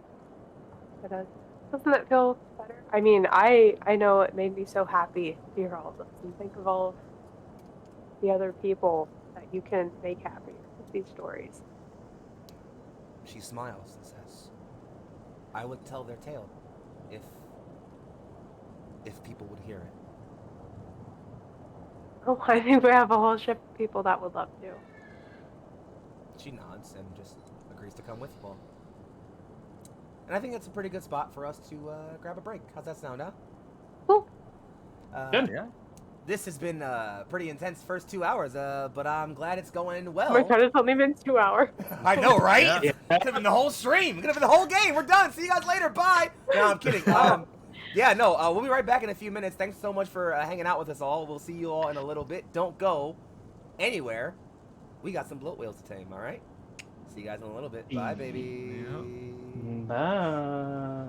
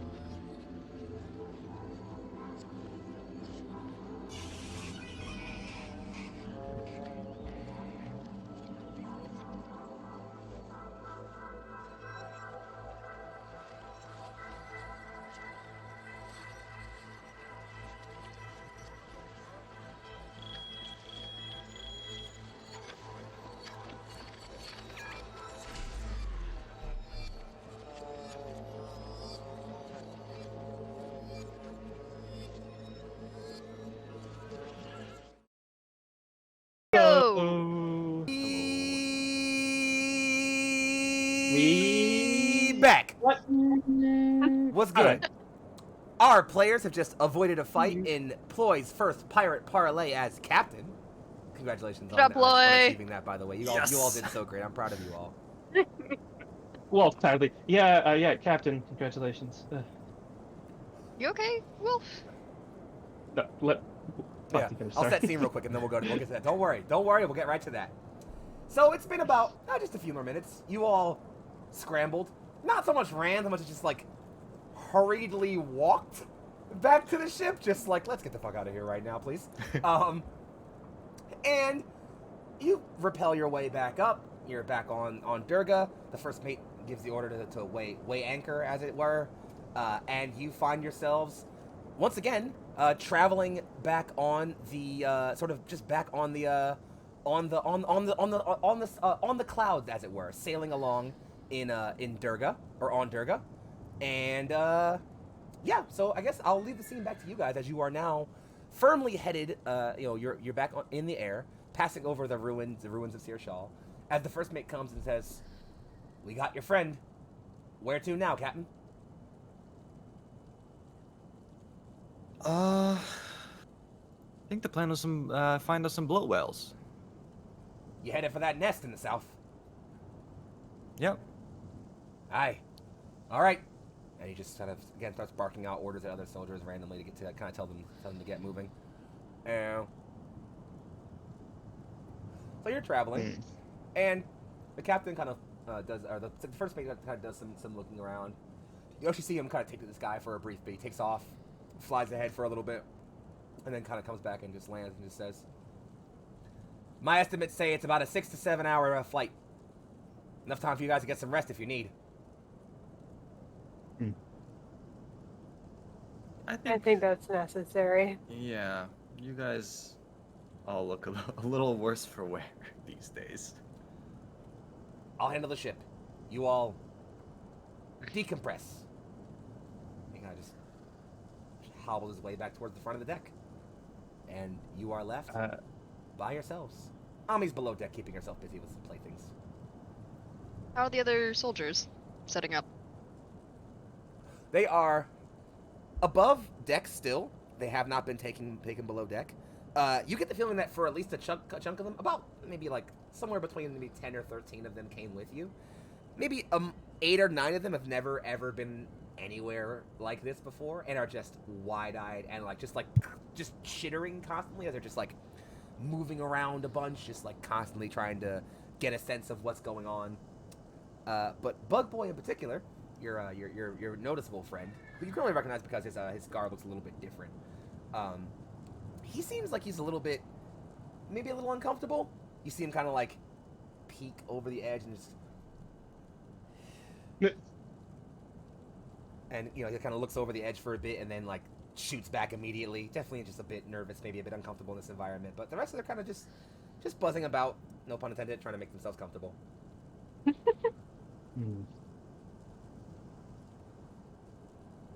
Wolf wouldn't have even been around for the captain to say that, because the second he's on the ship, I think he'd go downstairs and get like all of his gear on, because he just left it in the hold as he made his escape, basically. And then he'd grab like he'd grab his like wood carving tools, and if he finds a block of wood that doesn't look like it's being used, he's gonna start making something. Yeah, they're actually working on the room you were in, Wolf. They're kind of working on sort of, so you kind of head back to where like your cot was. You grab your things. As you're heading back, you see like the sort of like that room off to the side you were working on, you were in when you changed, when you shifted, and they're kind of like working on repairing that hole. And there's just sort of some small blocks of wood off to the side. You reckon they're probably just cut off pieces they sheared off before they put the wood in place. So yeah, you can scoop one up and do whatever you need to do with it. Oh no, he just needs to keep his hands busy, I feel like. Wolf has just like a lot of this nervous energy, and he's going to find a corner that's like not a darkened corner that someone wouldn't get to, but I think he's going to be in the kitchen, like to the side, and he just is sitting there, and he's like really trying not to interact with other people. He seems maybe a little prickly as he's working on something, and I think it'd be very obvious he's starting to work on what look like a pair of manacles, like not meant to be functional, but like a design, basically. Yeah, and as you're kind of sitting off to the side in the kitchen, sort of working on this, most of the other pirates who are there not so much purposefully give you space, but they definitely notice where you're sitting and kind of maybe make an effort to not sit directly next to you. Mm-hmm. Yeah, that's what Wolf is doing. Yeah. I don't know that he'd seek out company at the moment. And so what are the rest of you up to? If you want to go one at a time, that's totally fine, or just anybody can call out anything they think they'd like to get into right now. The scene is yours, as it were. Well, my headache is gone. Where'd Wolf go? Well, I mean, Mako, I don't know if you want to share anything, but thought maybe there was something we should talk about. And at this point, Mitz kind of like takes a look over at Bug Boy, sees his kind of nervous looking, how he's a little nervous about heights, and just pulls out her feather crafting tools, plucks out a feather, and just is like kind of nervously tinkering around with the feather and like just tinkering. She has plans, but is kind of trying to distract herself with that. He doesn't notice. He's still too busy kind of looking over the side right now. He's not really capable. He's not sort of focused on you, so he doesn't notice you looking at him, but he's definitely... He's settling slowly, but he does still seem very nervous.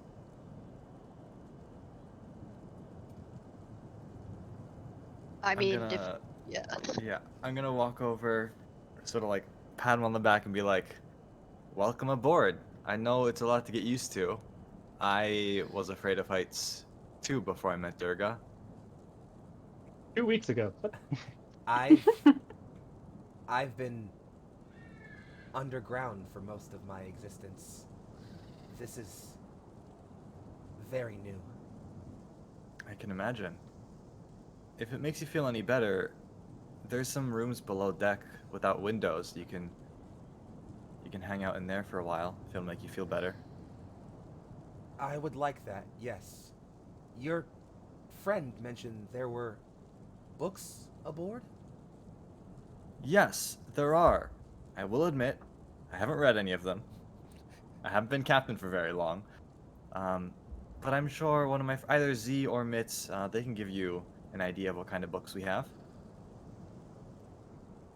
Yes, I think I would like that. Alrighty, well, enjoy your stay. I will try. Thank you, Captain. It's always nice to hear people call me captain. And I'm also gonna sidle over to Mitz and kind of like poke her a bit and be like, "Hey, is now a good time?" Mitz kind of like finishes up what she was doing, which, in case you guys are wondering, like you can kind of feel like a bit of a swell as Mitz gently blows over the feather she was working on, and a matrix impresses itself on the feather before. And GM, I would like to ask if this is possible. She can imbue Featherfall onto her own feather. Yeah. It's honestly easy for you in a way that you didn't think it would be. You just kind of do it.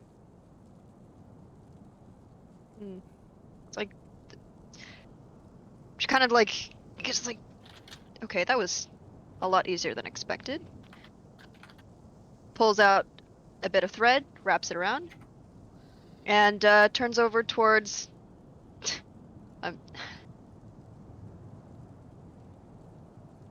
here, and it just turns over to Bug Boy. I'm sorry, we don't have a name for him. He takes it with the lower of his left hands and holds it with both of his lower hands. Just, what is this? It's I guess you could call it a good luck charm. It has I'm not sure if you're familiar with the spell Featherfall. You need not fear falling from great heights. He looks up.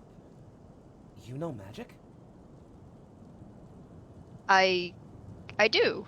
at this point, like Mitzvah, I guess, is a little taken back, but just sparks a quick light. He pulls both of his he takes the thing and just immediately kind of like puts it around his neck with his lower hand. He holds his two lizard hands, or lower hands, in front. He puts his two upper hands over those.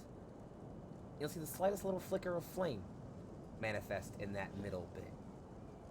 And you kind of see him strain and then let go. Just, I haven't learned much. Could you teach me sometime?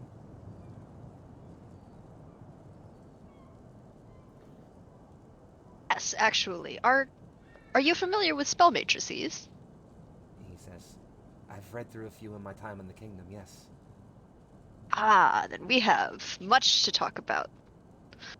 I don't know, Z, you've got a different type of magic. You want to talk about this? Let's all have a nice talk about magic. Yeah, that sounds great. Yeah, she's a little taken aback by the word matrices. Like, what the Fuck does does that mean? Bard is like two magic flute, but she's talking about magic. Dude, I cast spell. I don't fucking know. I don't fucking know. I just wave my fingers around and shit happens sometimes. What the fuck Fucking you want works, from me? bro. I don't know. It's like, actually, I have a story for you guys, and it was a headache and a half just to figure it out. So. Okay, that sounds great. So, Follow them, I guess. yeah, the group of you actually, Mako and Ploy, if you're fine with coming along. If you do want to remain up top, that's fine. It's also okay. Yeah. So are you coming along, or are you staying with Sure. Mako? We'll go along. I can come along. Sure. So the group of you move your way towards the study, and Wolf, as you're kind of like in the kitchen, is pretty open. There's an open doorway as the stairwell kind of passes. You do see all of your friends walking towards the study, and you all, as you're walking past the kitchen, would notice Wolf kind of sitting there off to the side, working with his woodcarver's tools. Oh, have a talk about stuff. You want to come and listen? Yeah, I think Wolf, it's like a little bit of a, but like, there's a smile there still, a little bit like, yeah, give me a second. He's gonna finish a thing first, and what he's trying to make is basically like 3 rings that are made to be buckled and unbuckled, and he's trying to fit them to his wrist and his muzzle if he were fully a wolf. It's actually really Does he notice that at all? Like, I don't know. Possibly, this he's seems not like hiding very- it. He's Yeah, very it's like this concentrated on is very- making this first. Yeah, Specific I'm gonna say, Like- unless you would be deliberately trying to hide it, Wolf, I think the rest of you would No. notice it. Yeah.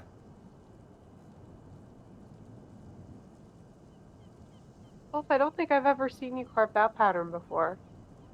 Can you tell me more about that? He, like, smile fades a bit, and he's like, I might need this. I haven't had to make one before, but last night was not great for me, and that's the first time in a long time. And I don't have, like my grandmother, the ancient druid, here to prevent me from hurting someone. So I'm going to take precautions. Obviously this isn't going to work. This is pretty flimsy, but if I can make it right here, I can bring it to a blacksmith, possibly get it lined with silver, whatever it needs to be,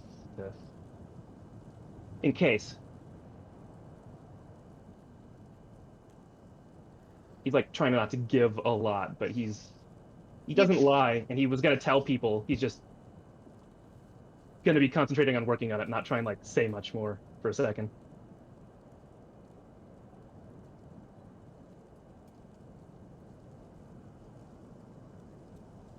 I'll be honest there, Wolf. That quite frankly breaks my heart. Just to hear any of that. You've never hurt any of us, ever. I think we can trust you without those. No, I mean, yes, you guys, probably. But no, there's people who are dead tonight. because of me, or this morning. I'm not. I don't know if they deserved it or not. And I usually remember everything that happens, and not this time. This is different. This is different than any other time, so I don't know what I'm really capable of if that happens again. So, hold the thing. Precautions. I'll probably run away from you guys if it happens again. I managed it this time, and I was stuck in an airship pretty high in the air. But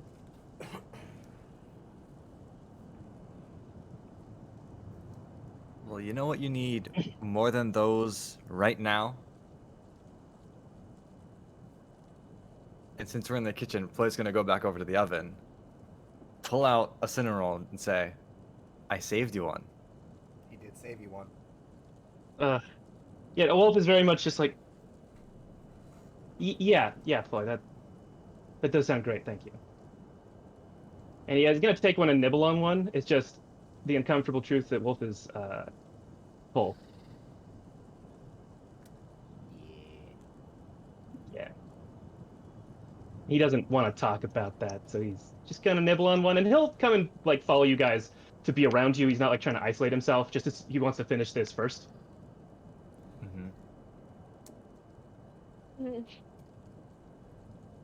So, you all shamble along towards the study, as it were. And the doors open a crack, just a little bit. And as you kind of swing that door open, Ami's in there, just kind of messing around. She has one of her dolls and she's kind of playing around with it. She looks over at you all and kind of just offers a pretty big wave. And she kind of just sees you all, very big smile. But as you all kind of stream in, she does lock eyes with you, Wolf, and see that kind of sadness in your face and just kind of drops a little bit. And I think Zanari, you would kind of feel that like tinge of concern in her emotional state.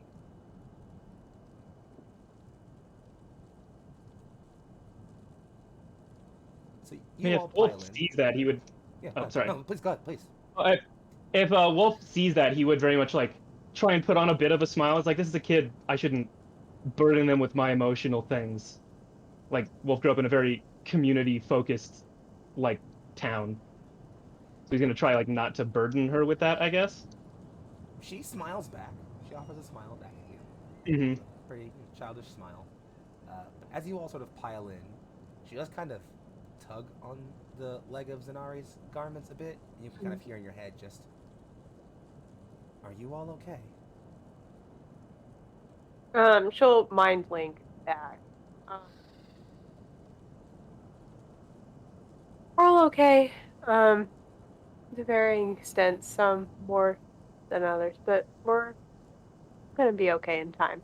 Fully okay in time. Okay. I just wish I could help, I guess. Me too. And so you all pile in. Bug Boy almost immediately, just like where he was previously rather a little shy, a little nervous, he kind of just immediately kind of goes for the shells, kind of just start like moving his hands around a bit, just pulls out one. He's like, no, not that one, not that one.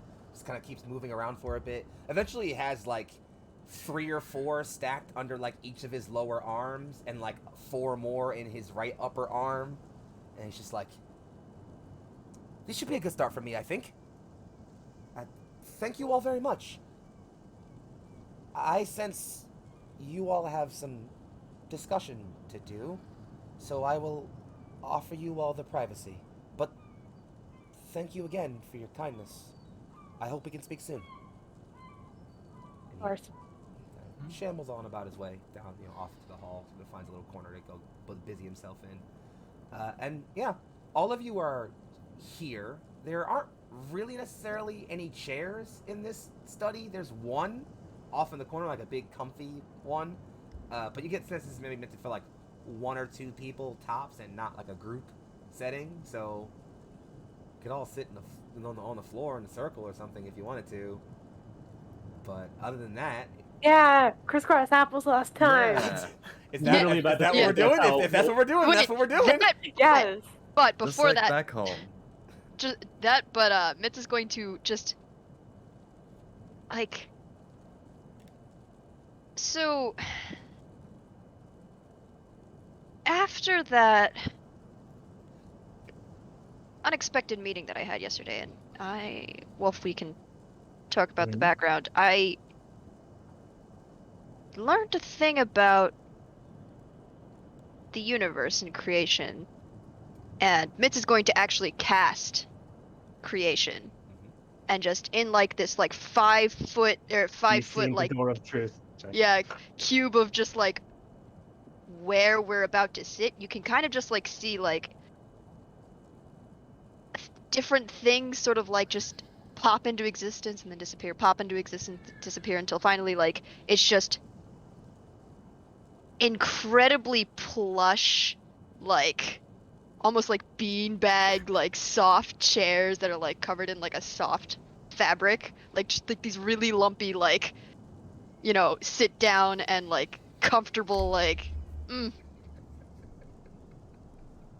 Sorry, I read the fucking chat. God damn it. Why would you do that? That for chat. That's an inside joke to a thing before stream started, which was very smart of us to make a joke about. Fuck! Okay, it's fine. You know the chat is where we put our memes. Mitch, can you do me a favor? Can you roll me a d10 real quick, please? Me? Yes, please, as your casting creation. Got it. Thank you. What'd you get? 7. Oh, wonderful. My lucky number. Oh, I agree. So, Mitz, you're feeling out the sort of magical ley energies to create this, these chairs. And it's effort, because you're not used to the spell yet. And you're kind of trying to feel out the right amount of pull, for lack of a better word. And you kind of settle on what feels right as you create these, fuck, guys. As you create these beanbag chairs. Fireflies start spinning around them. Just a little haze of them just buzz up around the fire, like around the chairs, and then start to filter out of the windows. And yeah, you're 100% sure you just did that. I didn't mean to create life, but Okay. Beautiful spell. Now, when you say you didn't mean to create life, I know I'm usually pretty chill about things. What? Fireflies. Didn't make me to make those. Second that. ah, For Wolf, this is all magic. It's just as fantastic as like a fireball. He's like, I don't get what's the problem. It's a cool spell. just okay. So, well, for context, Mhm. you know that big herald that we killed and dragged the body over? Yeah, Wolf cannot forget that thing at the moment, but It might have immolated itself and turned into a gem that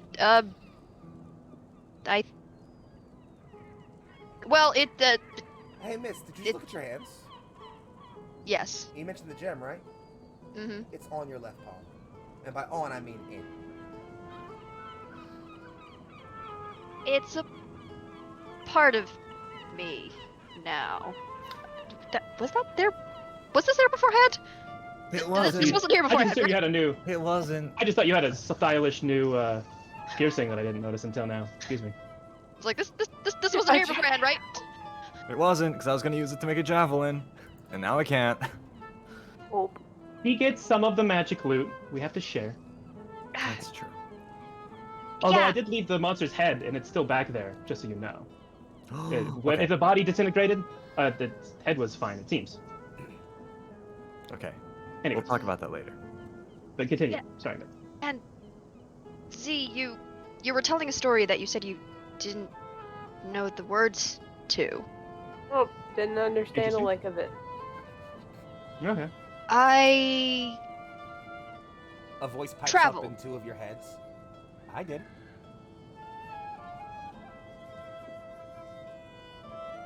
Wolf is mad. That's amazing, Oh, Ami. That is. Would you mind telling us a little bit about what I said? I can try. some of the words were a little big. I mean, just like maybe if it was a story, maybe just a basic like overview, just kind of a plot. This is how you write an outline, Sorry. child. Yeah. Okay. I'll, well, it started off talking about a lady who told stories to people, and she met someone who had a companion full of knowledge, and they met another who also had a companion who was proud and strong and scaly, and they met another companion, someone who, well, you kept saying he was of many, and I didn't really get that, I guess. And then they met another companion. I think you were talking about you and your friends, Mom. I wonder she didn't think that you were saying something magical. You're just like freestyling as far as she knows. Yeah. Yeah, it does sound a lot like this, doesn't it? This felt like a story from, like this is one of your magical stories. It feels like it's existed before. I didn't like the end, though.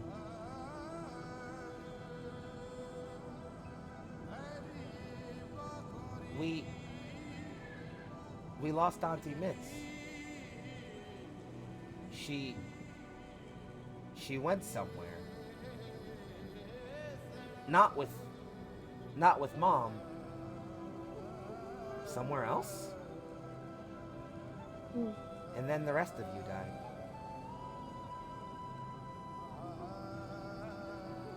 I didn't like the end. Was Wolf? So, is anyone And saying why? this out loud, or is it just It's just the currently Reddit? just Ami talking into the minds of Yeah, Mitz it's and mind Ozzy. linked. Currently. checking?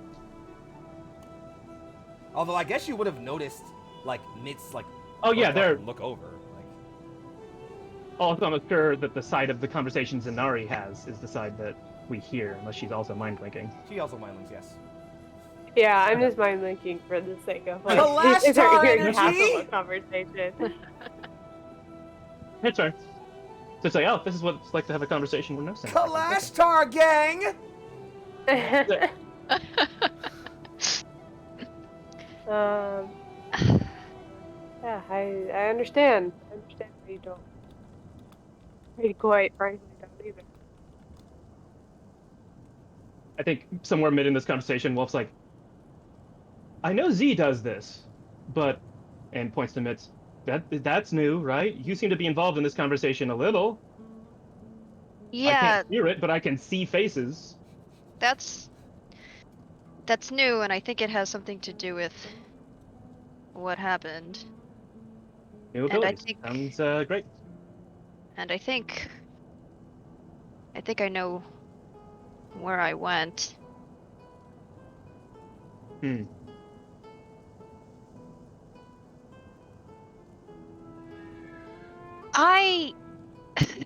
During this story, which Z can tell you, it's doesn't sound like a very happy story, but Hmm. I met myself, but like they weren't myself, and it was. I've had some time to I don't think I'll ever have enough time to think about this.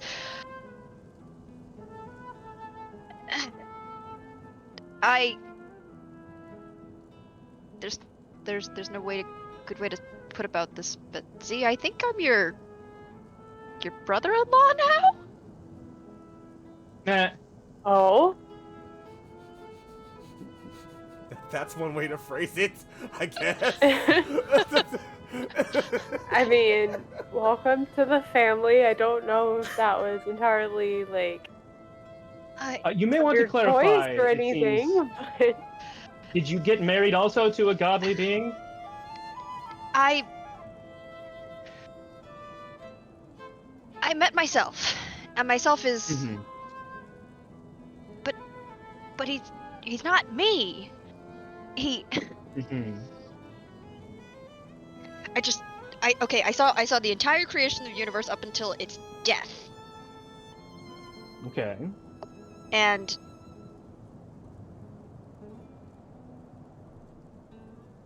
I was once Amutep. Hmm. That's interesting. Huh, so you were a god Or at once. least- That's neat.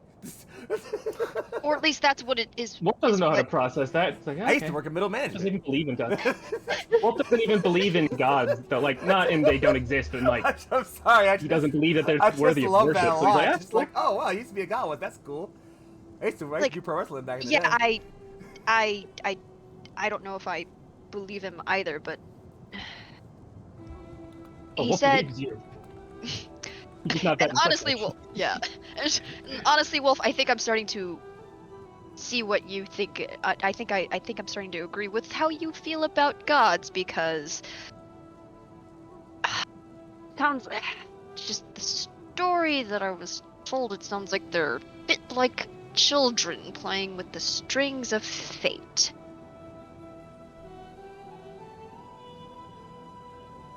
Hmm. And he saw the I don't know if end. you've ever met the Fae. Mm. Sorry.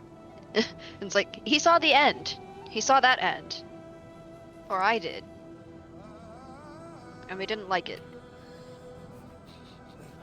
So we changed things. And for that we were shattered. Hmm.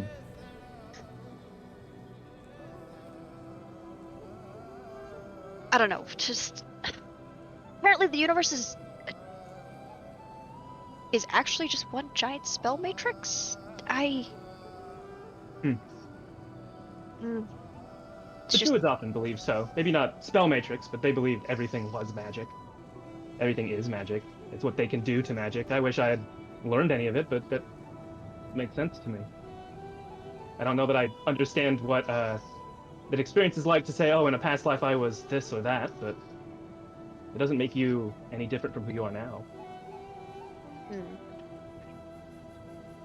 Well, I kind of want to tell my other self to fuck himself, so Nah. Wolf would actually smile at that, like, in character, like, okay, I maybe told you I not. think that you're the audacious one out of all of us. Thought I was the quiet one. Well, that's Mako. Yes, he's absolutely the quiet, brooding one. Told you were an edgelord. Now, I know. I'm gonna be honest. I know nothing about spells. My magic just kind of comes to me. It just kind of happens when I think it. So, Mm-hmm. just to get this straight, Mitz, do we have to try to seat you away from the God Killer now, or are you two still okay?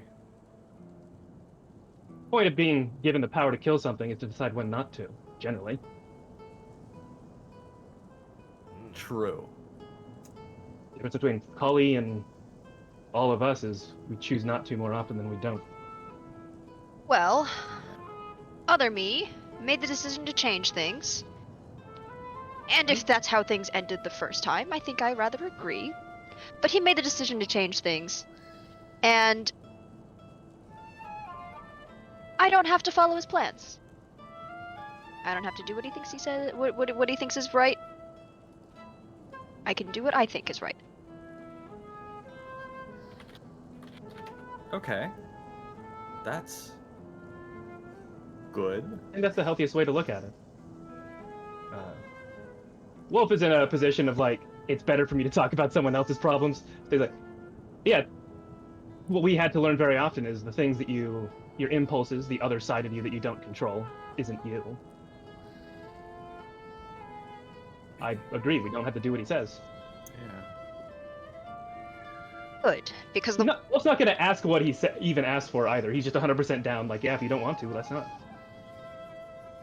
Because what he told me was that we have to go to the temple amongst the clouds to ascend, and that...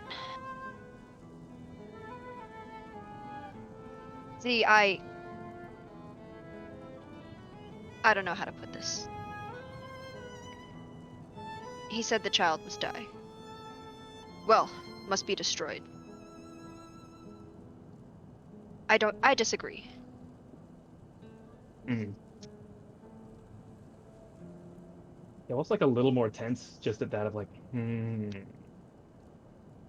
maybe, and this is, he was me, so maybe he meant something else, but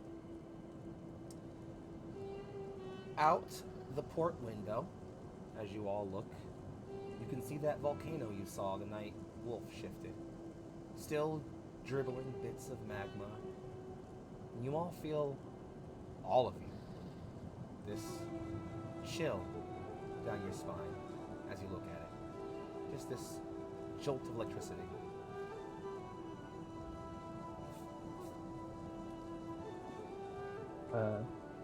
yeah, Wolf would be a little startled by that. Probably like almost a little bit shift, not quite when that happens, and like even more tense, but then relax. He's like, okay, that's not it.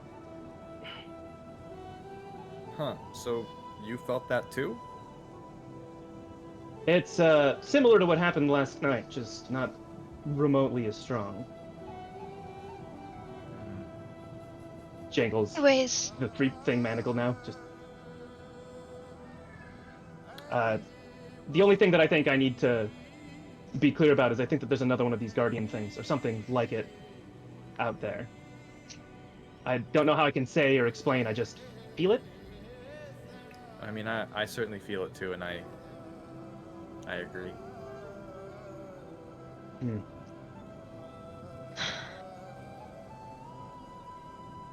I almost want to avoid that. Apparently, fragments of ourselves have been scattered. I don't know what'll happen if we all merge again.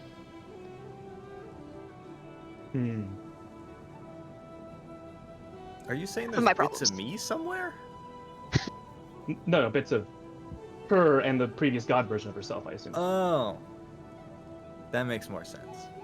Cause I'm just a regular guy. I'm just a regular lizard folk. Well, you're nothing but exceptional all the time. Don't sell yourself short. Have I told you that I love you guys? You're the No. best. I mean, not recently.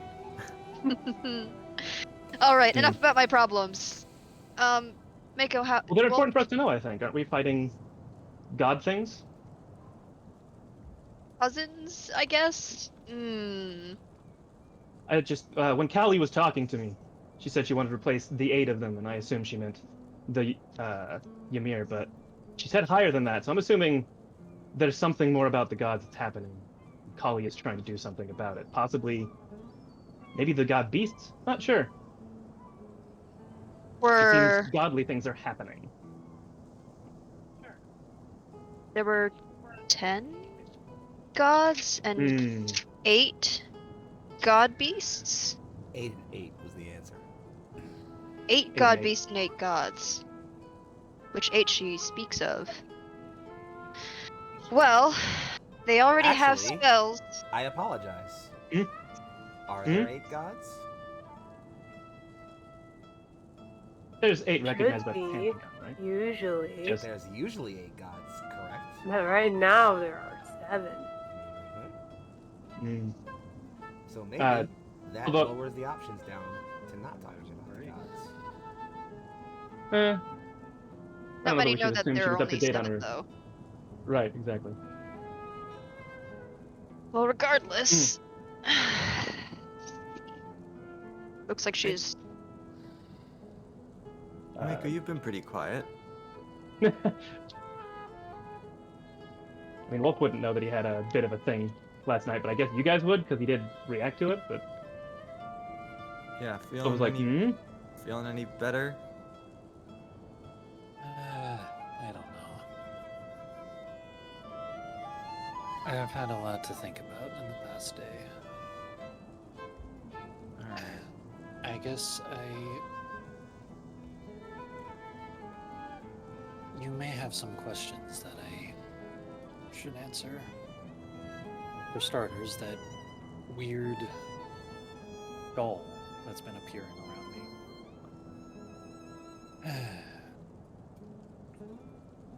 Turns out, this armor that I'm stuck in was a lot older than my family or the person we stole it from gave it credit for.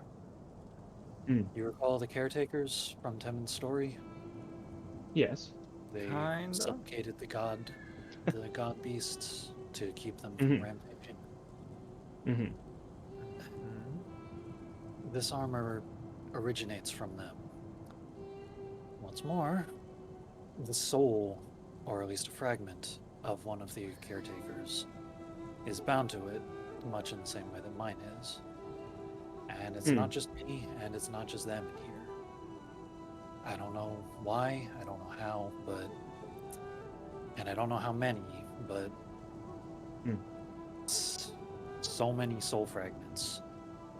It's like a collective of different lives and memories and experiences are contained in this suit of armor, including mine now. What makes yours different than the other ones? The fact that I'm here talking to you, for starters.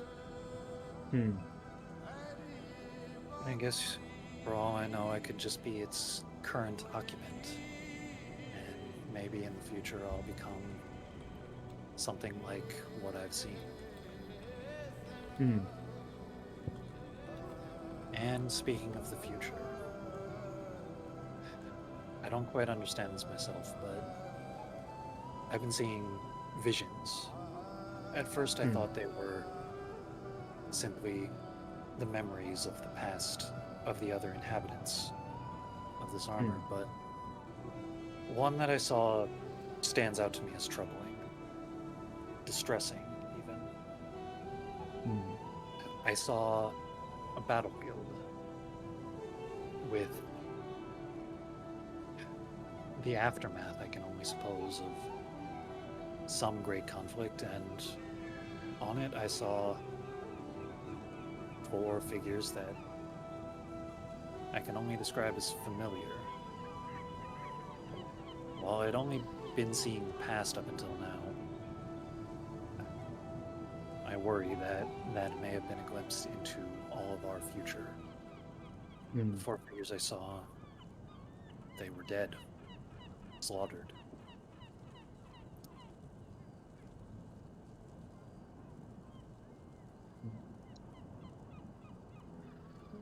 So that's what's been on my mind for the most part. Oh, and I guess I should mention that egg that we found. Apparently that has some part to play in my destiny as a caretaker. Whatever the reason, it doesn't seem to like Z or Mitz all too much. I doubt it would react favorably to you either. Though if you want to give it a try, I suppose I can't stop you. I wouldn't force the matter. I trust your judgment on that. Is it around? Like, could Wolf have smelled it from here? Would he get anything off of it? I don't know where it is. You get this. Indeed.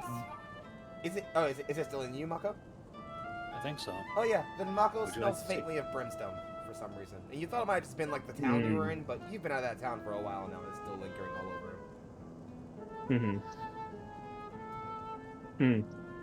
Well, So I don't know if we then want to test it or summarize. not, but... It came from the Molten Herald, so I can only assume its destiny will have something to do with the god beasts as well. So to summarize, we have a god, a god's wife, a god's child, the caretaker of a god beast, and a god killer. Whatever our destiny is, it doesn't seem to want us all on the same side of it.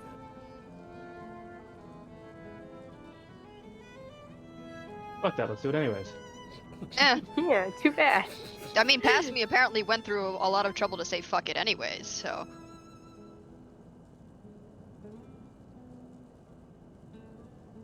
That's another thing Yeah, that's been concerning me, if I may say so. Hmm. From what you described, your past self was the only one who was willing to fight against this destiny that the other gods had planned out for the world. If that's the case, I'm sorry to say so, Z, but it calls into doubt how much we can really trust your life to have our best interests at heart, at least.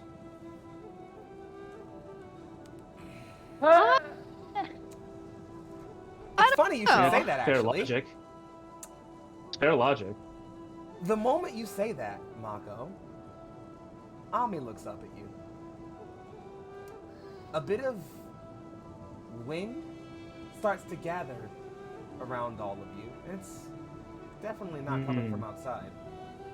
As Ami's hair starts to lift just slightly from her shoulders and back, that sort of pall of silverish black starting to rise. In fact, it was purely all black, but is rapidly growing with hazes of silver in places. She looks at you, rage newborn in her eyes. "You will not speak of my mother that way," she says out loud for the first time. That's my sister you're talking. Well, I guess she is my sister now. Relationships Yeah? are complicated. Wolf is not like aggressively doing this, but I think he would try and position himself a little bit between Mako and Ami, of just like, child, he's not going to do anything. It's smart for us to be wary. She takes a single step forward. The wind whips itself forward a bit more. Says, "He should not speak of her that way."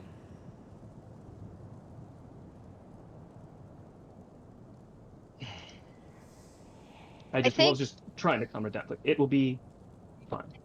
Hey Z, Why should I know? Hey. roll me insight real quick. Oh no.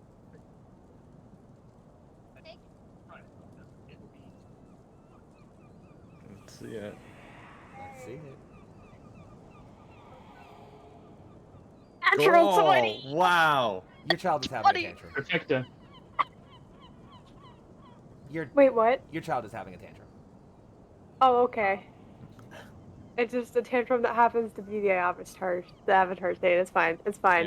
Yeah. I mean- I'll just just kind of like take her in this kind of mother hen. Like it's gonna be okay. There's just a lot to figure out, and emotions are running high. I think if everybody in the room calms down, including you, including the rest of our friends here, I think we can figure it out. But yeah, I agree. I think we can all agree somehow. To make you roll, this is the question. Oh no! Don't make me roll. Oh Nah, I'll say no! no. It's fine. I say, I don't know what wisdom skill that would be, but it feels like it ought to be a wisdom skill. Don't ask Mitch Why? to do anything about it. Nah, I'll go ahead with the persuasion. It's fine. Oh no! Okay. Aren't I'm you a bard? supposedly- So you'd be good I'm at that? supposed- Listen. I know, but it only takes one natural Take one. natural one. It only doesn't. It's almost like I'm planning on that. Okay. No, no, Dude, 16's fine. 16, Okay, not 16. bad. So that was a I was about to natural ask if- 3. Ah, see, could have been worse. Oh, It could have been worse, but not by That much. could be maybe considered helping because he's trying to Yeah. be calm, but No, I mean, so she kind of like bristles a bit. You can kind of see like her like a bit of welling in her eyes, and she like tries to fight back against you for a little bit. But as you're kind of like talking to her and like saying like we should all just calm down, it's okay, you can kind of feel her muscles very slowly unclench, and the hair begins to regain that black color and slowly fall back into restless non-motion against her hair as everything kind of slowly fades its way back into a stillness. As she just kind of sits there, I think- breathing very heavily. I think as she's calming down, Wolf would want to be like, it's going to be fine because we don't know. I'm sorry to say, Mitz, that your other half is being completely honest. You saw all of creation, but do we know you saw it? Yeah, Wolf, you wouldn't hear this because at this point it's back into that mental conversation. But Mitz and Z, you would hear, in almost an incredibly childish manner, just, yeah, maybe your god's the meanie. And then Wolf, you'd see her just like pull her eyelid down and just. I mean, Mitz is gonna just like Child's like, raise hands and be like, "Look, I don't know past me, but he's kind of a dick, or at least as far as I'm concerned." So. And Mitz is living proof that gods change. A decision that they might have made before doesn't mean they're making the same one now. I don't generally trust a being that much larger than me in a way that it won't really understand me, but there's no reason to assume that any of them are lying at this point. All I know is past me apparently had all of the knowledge of the world at his fingertips and decided to go a bit far. Almost like that sounds painful. All the knowledge in the world? Yeah, it was. Yeah. I had the worst fucking. I don't know what a hangover feels like, but I think I had a hangover this morning. Oh god. Did it feel like your stomach was flipping inside out and there was hammers in your skull? That. Yeah, it's a hangover for you. It's a hangover. I didn't know you could get hangovers off of too much knowledge. Neither did I, no. but Eating bread.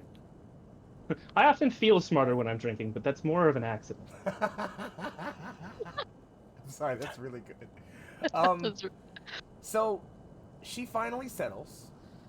Zenari, you would notice, as you're currently the closest to her, there is still just the slightest strand of gray in her hair that remains, although the rest of it's gone back to its original black.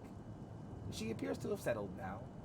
She does look back over you, up at you, cocks her head curiously and says, "Mama, what's a dick?" And that's going to be the scene we end on for today here.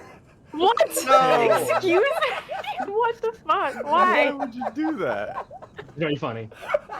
Do you actually want to sit down and explain that to a child on You stream? actually- I feel wait, like if you want to sit down and explain what a penis is to a child right now, then I'll give you that scene. Do you want it? I mean, there's probably an anatomy book in this library, so sure. You saying know that what? you probably will Wait, explain wait, it to no, her, but please do we don't want to actually do that put me on through this. stream? No, we're not gonna do that on screen. But you know what? There's diagrams. You know, I'm not afraid to educate my children. Ritzy, education what is is important. wrong with this? So I have an apology to make to you all, and I will do that right after we do our closing scene for today. Yep. So we return to the scene of a destroyed town. Familiar looking now, at this point, that you've, well, I guess, been through it, so to speak. This town moves with not too many people buzzing through it, as most of the soldiers have now packed up and are on their way to doing other things. An individual sits, no longer bedecked in the armor that made her look oh so familiar to you. Instead, she is stripped down to a simple robe, the upper portion of it removed, and a simple halter holds her chest, as it were.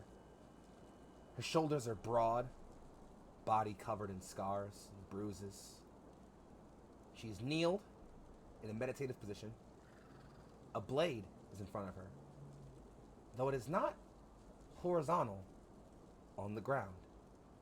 It's vertical and floating in the air, wisping tendrils of blue energy spiraling all around it. Kali's shoulders slump up and down rapidly, body cinching over once or twice every now and then, doubling over here or there. As the camera, as it were, pans around to her, you can see her face, low and racked with tears. Yes, Father. Yes, I'll kill all of them. I swear, Father. I swear. And that's everything I have. Thank you all for tuning in to the Seven Sons today. This was a session I didn't expect to go the way it went. I'm gonna go ahead and make my apology now. Sorry for no bloat whales today. It's okay. I was hoping we would have got to them, but We had to get our mans back. Yeah, there was too many good things happening that I did not want to end, and then I got ideas in the middle of session, and you know how I am when I got ideas in the middle of session. So I just You gotta went for run it. for him. So I guess just real quick, how we feeling? How's everybody feeling right now? What are we thinking? Where are our brain parts at? I'm taking where Wolf is going with this. He's definitely not feeling great, but I like the idea that he's like, no, I got to do a thing, It's like making for some great doing dynamics. something. I enjoy the sort of moments that the group is having with Wolf around this. It's very, it's deep, and it's like it's a little dark, A but little heavy. definitely, heavy. But like I appreciate all of you like taking it in stride and like being there for your friend. That's better than nothing, I suppose. I appreciate that a lot. Any other thoughts on like where we're at, and like this session, last session, where the campaign is, where it will go? What are our thoughts? Anybody? Heavy. Yeah. Yeah. Little I didn't think this magic session first would be intention. as heavy as I thought it was. I knew it was gonna open pretty heavy with the whole like wolf thing, but again, I planned on getting the bloat whales today, and I'm like, this is gonna end on a happy note, and then we decided to have group therapy. So Like, no, we're gonna be sad. I'm gonna get my pillow here. and we'll go I have my together and- sadness pillow. I am prepared, GM. Thank you. Exactly. Yep. Everyone This is get my your emotional sadness support pillows. pillow. Thank you. Everyone get your sadness pillows. I don't have one in here. It's fine. Okay, well, I'll ship you one. Don't worry. Yeah, I have one, just not in this room. Like, That's close enough. Oh, that's perfect. Yeah. It works. It's all right. So, I mean, obviously, you can totally feel free to tell me more thoughts on like the day or the campaign. Yeah. But the question I want to ask right now, before I ask any of the questions, is how are we all feeling behind the screen? Is everybody cool? I'm feeling good. Yeah. Yeah. Feeling good. I was talking about this the other day with a friend, saying how like sometimes someone asked me like, hey, like how do you feel about like your characters sometimes? And I said like, well, sometimes when like really intense things happen for my characters, like after session, I'll kind of feel like really dragged down, and like I'll sometimes feel that way for like the next day or so. I'll just kind of feel bummed out over a person who's not even real. And so like so I think it's super important to like aftercare, which is why I'm doing this like on stream and not like outside of the stream. Like, normally I do this afterwards, but I'm doing this here because like I think it's important to make sure that like we talk about those kind of things, where it's like, especially in a session like this where like this was super heavy, hell, even for me as the GM here, I this was heavy for me, so I just like ahead of time, is everybody okay? Yeah. Okay. Mhm. Everybody cool? Mako? You Yeah. good over there, boss man? Cool. Everybody feeling copacetic? All right. I just want to make it clear, I love you all a whole lot, so obviously I care about you guys as people and as players before I care about you as anything else, although I care about you in several ways beyond that too.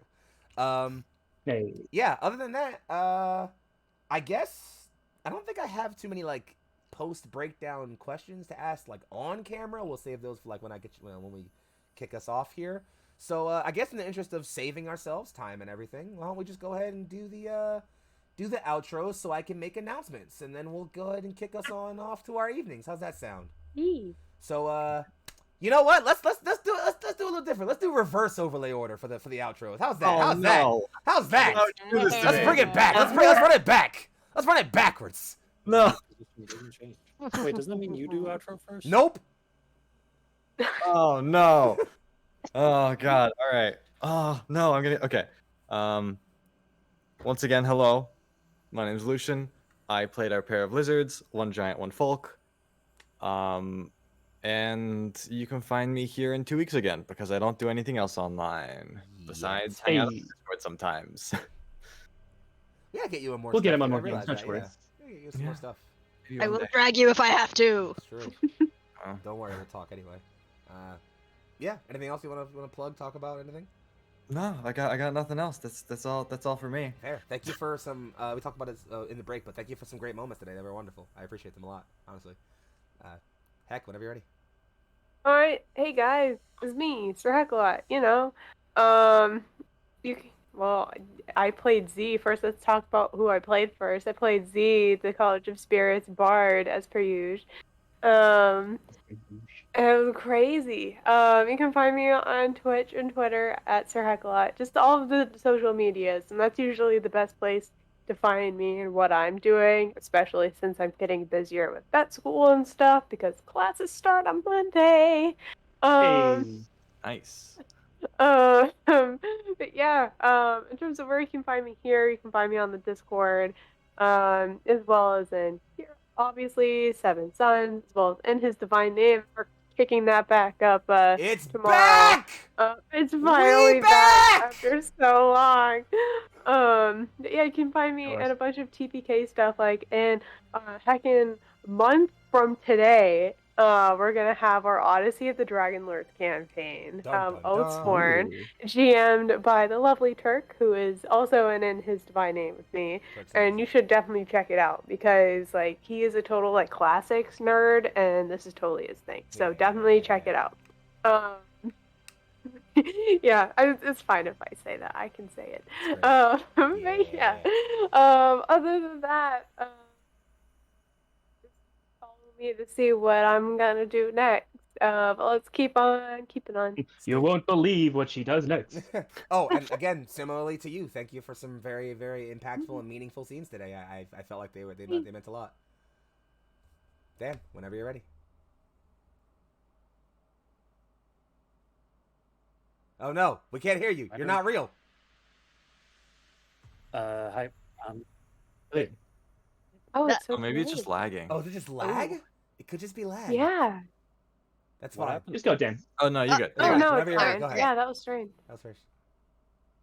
Hi, I'm Dan. I don't know, I do stuff. If you want to see more of me, I'm not sure why you would, but I'm here next weekend doing Cyberpunk Neon Night City Lights. I play a doctor, and I save people from dying. It's like the polar opposite of the character you play here.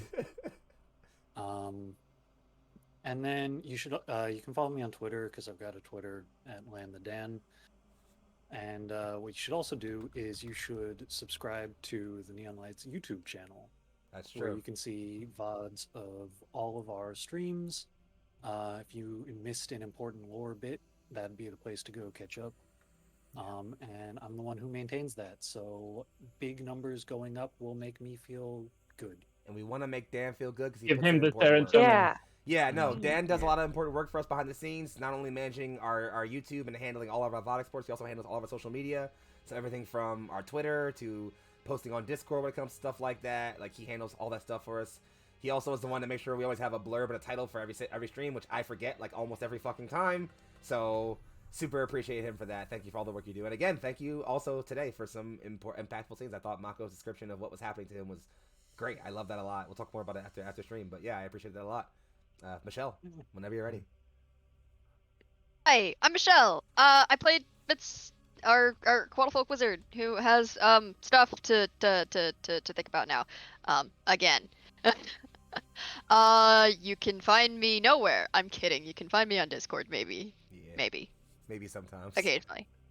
Do I make the announcement? No. First, you can see me here again in Cyberpunk with Dan and Tate and Kit. Otherwise, shit, do I announce this now? If you want to wait till we get our last outro on and we talk about it together, that's fine. Boop, boop. Yeah. Cool. Well, I guess By the also way, since I'm shouting everybody out, just yeah, no, thanks for some really important moments today. I thought particularly like just like again, I thought you played out like I feel like I'm having a lot of fun like running the plot through Mitts to a degree, and I feel like you're like constantly taking like shit I throw at you every like 5 seconds, like, and I think it's really fun to just be like, hey, yeah, this thing happens. And you're like, okay. So yeah, I appreciate how willing you are to let me throw like random shit at you. Mitt having to explain the plot to the other characters is quite enjoyable, I think. It is. It's like, by the way, Uh, this happened. Hi, I'm Tate. I play Wolf, the Beast Shifter Barbarian, who is very much a sad boy today. He is not feeling great, but We love you him, can though. catch me. Yeah, no, I love him too, honestly. It's something we'll definitely talk about afterwards, but I built him to have a little bit of like a fragile core to his motivation, even if he's like a emotionally strong person.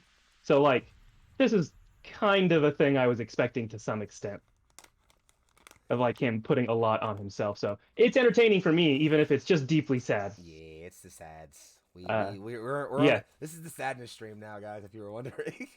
Oh no, not No this. matter what brought- character I'm playing, no matter how happy they seem, there's something in there that could make them a sad boy in an instant. We brought every back time. the sadness stream. We had to do it. We had to do it for state, guys. Speaking of inside Yeah. jokes, Yeah, I'm running the Cyberpunk game that's happening a week from tomorrow. I participate in one shots, sometimes run them. You can find me at kinda_writing on Twitter, where I mostly talk about tabletop and writing and a bunch of dumb memes and sometimes very, very political stuff. It's great. Really, you should follow our Twitter, the Neon Lights Roleplay, because it's just where you're going to find out more about this stuff. And generally, my best hits, the funniest things I write, end up going on there as retweets.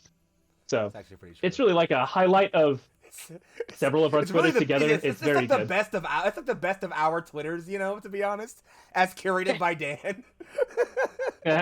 And also we announce streams there sometimes. Sometimes. We generally announce things. Occasionally. Sometimes. Well, I guess I'll wrap the intro situation. Oh, but also again, Tape. Obviously, I put some very, Oh. very intense scenes on you today. So thank you for rolling with them and for playing them out very, very wonderfully, and for allowing me to kind of like tell a story through your character. It was it's definitely not easy to do in those moments, even as like a game maestro. I don't like, it's always hard to be harsh to my players, even when the campaign calls for it. So I appreciate you working with me through this as a process. Yeah. I think part of it is easy that Wolf is so supremely confident that like, oh yeah, I'm chained to a wall, that's not a problem. Oh, they have guns pointed at me, nah, that's fine. Fair, that's true. It makes him very resilient to that kind it of does help. stuff. That does definitely help. But lastly, I am Young Foxxii. I have been your game maestro for the evening. You can find me on the Twitter sphere at Big Foxxii. That's BIG_FOXXI. I dunk on right wingers a lot and talk a lot of shit. And I'm redoing my follower count. I'm back over 100 now, so we're making the climb happen. So hit me with them follows. You feel me? Occasionally make music on the SoundCloud sphere. I just recently finalized the track list for my EP. One song that I thought was gonna make it isn't gonna make it, so I'm gonna switch some stuff around. Hopefully get that out before the end of this month, if I'm lucky. And that's, if you're looking to find me, oh god, announcements. Let's see. Starting next week, the 11th, I'm pretty sure, is the first session for Forest and Flame, a Humblewood campaign over on Critical Misses I'm gonna be in. I have just the most cinnamon roll paladin in the universe, and I love him. After that, normally I'm in Cold Hands Warm Hearts on Friday, but I'm pretty sure I'm not going to be in that this Friday, because this Friday is A Way Out, our one-shot at Powered by the End of the World, which I have to run, so I can't be in two places at the same time, unfortunately. I have not mastered Shadow Clone Jutsu to that effect, to that level, so he would pop in the first hour, unfortunately. So, also just that's not going to work. And have it be a stream of the game A Way Out. That's true. Beyond that, I also have let's see. I guess I'm back here. So for Cyberpunk. Before that, I'm literally here again tomorrow, GMing in His Divine Name, my only war campaign, which is finally back. It's gonna be intense. At least 2 of you are gonna die probably, and I'm sorry about that ahead of time. But we'll figure it out. Fine. Anywho, that's all I got as far as like announcements for shit that I'm doing right now. But it's worth saying here, since I have, I guess, like the core of Neon Lights GMs right here, the trifecta of Neon Lights GMs are all hanging out. In fact, that's right there. Look, 1, 2, and 3. That's right there. We are officially talking about sort of like phase 2 of Neon Lights content, for lack of a better term. Nothing super solid yet. We're just mostly talking about ideas, but there is one very, very, very critical thing that is super important for us to announce. If you've been watching Discord, you've already heard about it, but just in case you haven't, Michelle? Yeah, you gotta put me on the spot here. All right. I know. Listen, you said you wanted to do it, so do it. Fuck. No. Okay. Look, it's Well, if the this is any indication of it's the how things are going consequence to of your own go, choices. Look at that. if this is any indication of how things are going to go, apologies in advance then. But we're launching it, as in officially launching. We've been talking about this for a while. We do that a lot. We're officially launching on the 17th. Our rotating Naruto one-shot campaign with 2 sides. So the Alliance of Heaven and Coalition of Steel. So players, if you are interested in joining a one-shot on either side of the war, let me know, question mark? Yeah, so there are messages on our Discord where everyone is added. I'm going to make the announcement again sometime soon. Long story short, if you are interested in joining the Naruto one-shot and haven't heard anything yet, just shoot either me or Michelle, or really anybody else that's like marked as staff on the server, a DM, and let us know. We'll talk about getting you affiliated and getting you turned in. But make sure you are a player first, and to do that, fill out the player form, which you can find directly on our Discord. Have an on-board meeting with me, and then you're blue named, you're official, and then you can play in stuff with us. And if you want to play in stuff with us, well, then that's what you gotta do. So go do that. Yeah, but a Blades will, again, it's a rotating one-shot campaign, so the cast will rotate after every episode. So if you want to hop in for one-shot and that's it, and then you're never seen again, that's fine. If you want to hop in for a few every now and then and kind of be in the background doing text RP and figuring out mysteries in the background, do that. If you want to pop up in every fucking episode you can and be integral to the plot, do that too. It's all here for that. We have so many fun things planned, a lot of interesting mechanics to have planned. It's gonna be a great campaign for us. Really taking our content to like the next level, and I have so much faith in Michelle, like kind of helming this campaign. So you're not gonna want to miss it, to the point where like I want to make a character separately from the character I already have in this universe and be in the campaign, because I love it's so much fun. So, but apropos of that, you all should not give me a reason to do that by filling up all the slots so fast that I can't do that. So make that happen for me so you can keep me out of this campaign. All right. Having said that, that's all I got right now. Let's see. Anybody who's TPK is TPK's up. live. That's true. PK's live, Arc's live per use. Oh god, there's so many people who are live. Yeah, you know what? We'll throw it over to. live. Oh god, should we raid Saint? We haven't raided Saint in a while. We haven't rated Saint in Let's a go while. raid Saint. Let's go raid Saint. Let's go ahead. Also, he's doing the Back for Blood Oh stuff, yeah, which is Saint's playing cool. the Back for Blood beta. So if you want to see how that game plays, Saint's also stupid fucking good at it. Like I was watching him play it on the stream last night. He's stupid good at this game actually for live. It's like just come out. So we're gonna go hang out with Saint and stuff. And I'm assuming he's not ending his stream right now, which he might be. I actually can't tell. Hold on, let me see. Give me a second. Damn it, why do I have an ad? Fuck it. Can someone go see if Saint's ending his stream? I'm sub to him. Hold Okay, cool. Thanks. I kind of added. Anywho, I'm going to go ahead and put us on the outro screen. on. Oh no, so we he can looks like he's fine. Okay, cool. I'm going to go ahead and put us on the outro screen so we can go ahead and take care of that. We're going to head over to Howdy Saint. Everybody take care. We love you all so very much. A goodbye. Yeah.